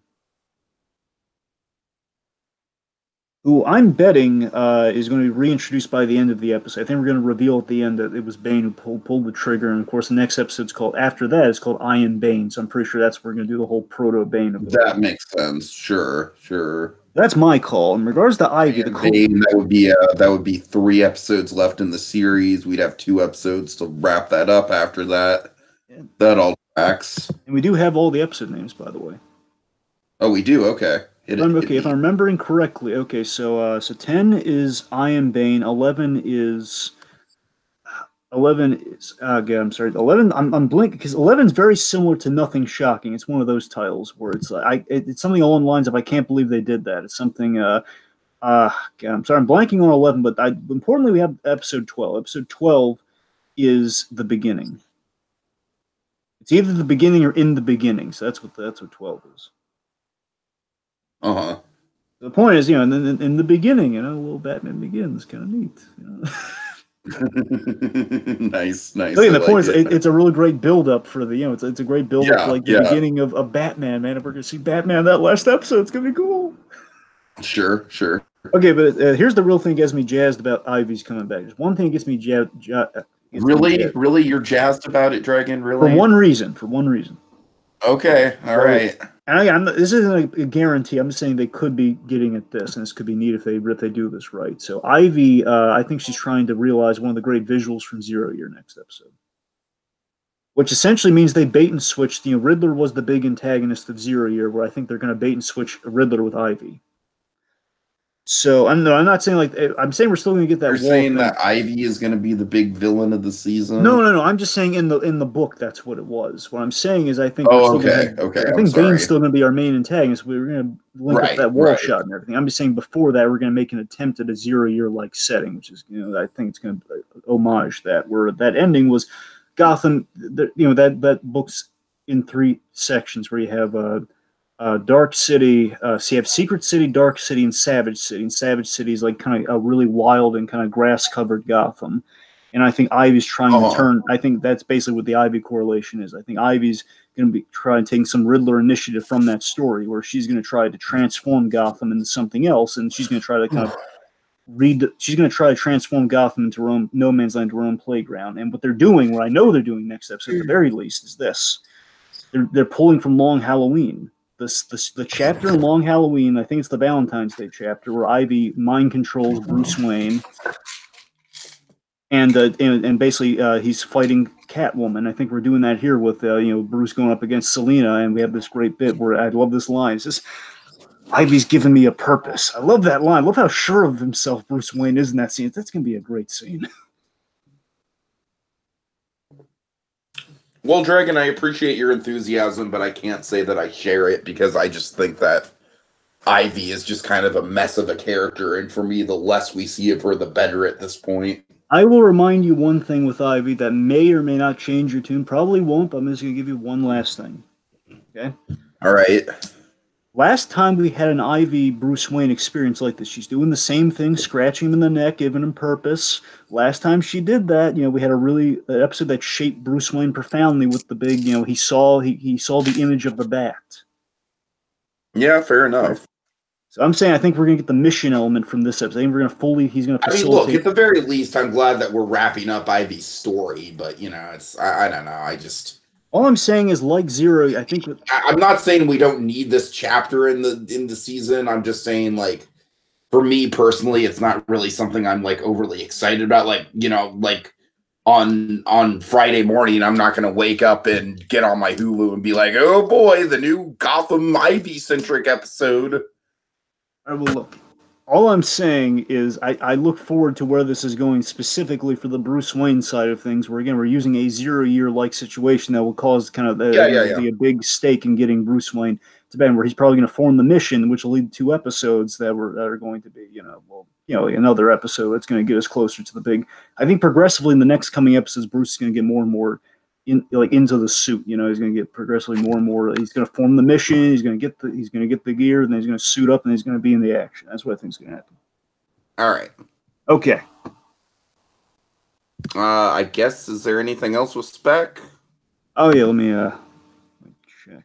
I'm not seeing a lot at the moment, but why don't you start us off in final thoughts, and I'll see if there's anything in the comments. Okay. I think it's going to be good. Yeah, so final thoughts very simply on this one. I do think it's the weakest episode of the season, but it's got some nice gems of moments in there. I do think the Killer Croc stuff in itself is silly, but I do like how we resolved the Bruce Wayne and Alfred storyline in the episode. That was all very nice. The Penn Scarface stuff was fun but kind of fillery, and the Bullock stuff was it was pretty decent character development. Overall, Dragon, this really wasn't firing on all cylinders for me. I do very much think it was the weakest episode of the season, but you know what? At the very least, it lives up to its mindset. You know what I mean? At the very least, it lives up to the title of, like, I'm not saying it's perfect. I'm not saying it works. I'm not saying it's the direction the episode should have gone in, but you do kind of have to throw your hands up and be like, meh, nothing shocking. Okay, for me, we don't have any spec. I was okay. My final thoughts is okay. So the episode, look, I think the episode, as I mentioned before, the episode can be looked at as a full circle tribute to kind of Gotham at its craziest and earliest plots, because it feels very early Gotham seasons in terms of, like, again, the whole Dick's, kind of the Jane Doe story. That all feels very early Gotham. And I mean, again, a lot of the storylines are early Gotham in what they are. Where you have that, you have, like, kind of a Penguin and Riddler adventure. You have again with the monster angle. You have kind of like a Bullock's past and the whole, like, the soul of kind of being an honest cop in the GCPD. You have, like, shades of those stories, but also, again, kind of a proto monster story. Again, they're pulling from a lot of sources. What I'm getting at here, and you can look at it like that. Or as a regression that serves a really filler episode. It is a really filler episode. You can't deny that, and it's very fillery. But I mean, I think in the scheme of this season's been really on point. And this, to me, feels like a regression. Basically, I think what it really is, it's less that the episode is not good. It's more so that it's really ill-timed. That's the thing keeps bugging me about the episode. It's not bad. It's just really ill-timed. I think a lot of people are. I've heard this from a number of people. People were unenthused about this one, not because it was bad, just because it was like, you know what, I mean, this is right after the big of all the times of all the episodes for this to follow. What they need, again, they need to facilitate before they get into the Big Bang story. So they need some filler. So they kind of need that. And in retrospect, I think they should have gone with the trial of James Gordon, like, go straight into it. They wouldn't have really been that lost with it. But well, again, I haven't seen that episode, so I can't say that authoritatively. But the point is, like, you go after, like, the big Joker setup episode, and then, of course, like, then this. just feels a little off, little shaky. I mean, narratively speaking, I'd say it's kind of like a calm before the storm in a way. That's what it is, and it's a calm before the storm. I hear the grievances is what I'm getting at, but again, as itself, it's solid enough. But again, Jane Doe, again, it feels like a long lost season 1 episode. Ventriloquist was cool, but again, why kill them both off? And it's like for, and of course, it's like for the love of Mike, commit to a croc already. That's what I got to say. For the love of Mike, commit to a croc. But on the whole, again, what if we have another Killer Croc before the season's done? Like, all right, Master B, this is it. This is the real one. He's got scaly skin and everything. I'm gonna say it, okay? Because this is just bugging me. The chemicals, like, I don't think they're doing enough. I think they're just, again, this is just reflective of what they do in the early seasons, but not going far enough with their chemicals. Where we go to Ace Chemical, and of course these chemicals are mutating people and doing all sorts of stuff, and you wonder, like, okay, why is you think it's going to be like giving people smiles in their faces, where again they didn't have to do that, because again, if they want to do all this other stuff and just make it kind of like a deforming acid, then of course it's not going to give you smiles, and fair enough. But if you're going to have it just if you're going to use it for these plot devices, go all the way with it. Again, make him green and scaly. You mutate him. You gave him claws and everything. He's a croc and everything, but scales. I mean, okay. The point is, look, folks. In all seriousness, again, forget nitpicks aside, like the croc thing. In the episode, it's solid enough, but not as strong as the rest of the episodes in the season. That's where I'm at. All right, take us out. Remember, kids, no matter how dark and scary the world may be right now, there will be light. There will be light. Until next time, when we go exploring Gotham yet again. Applesauce!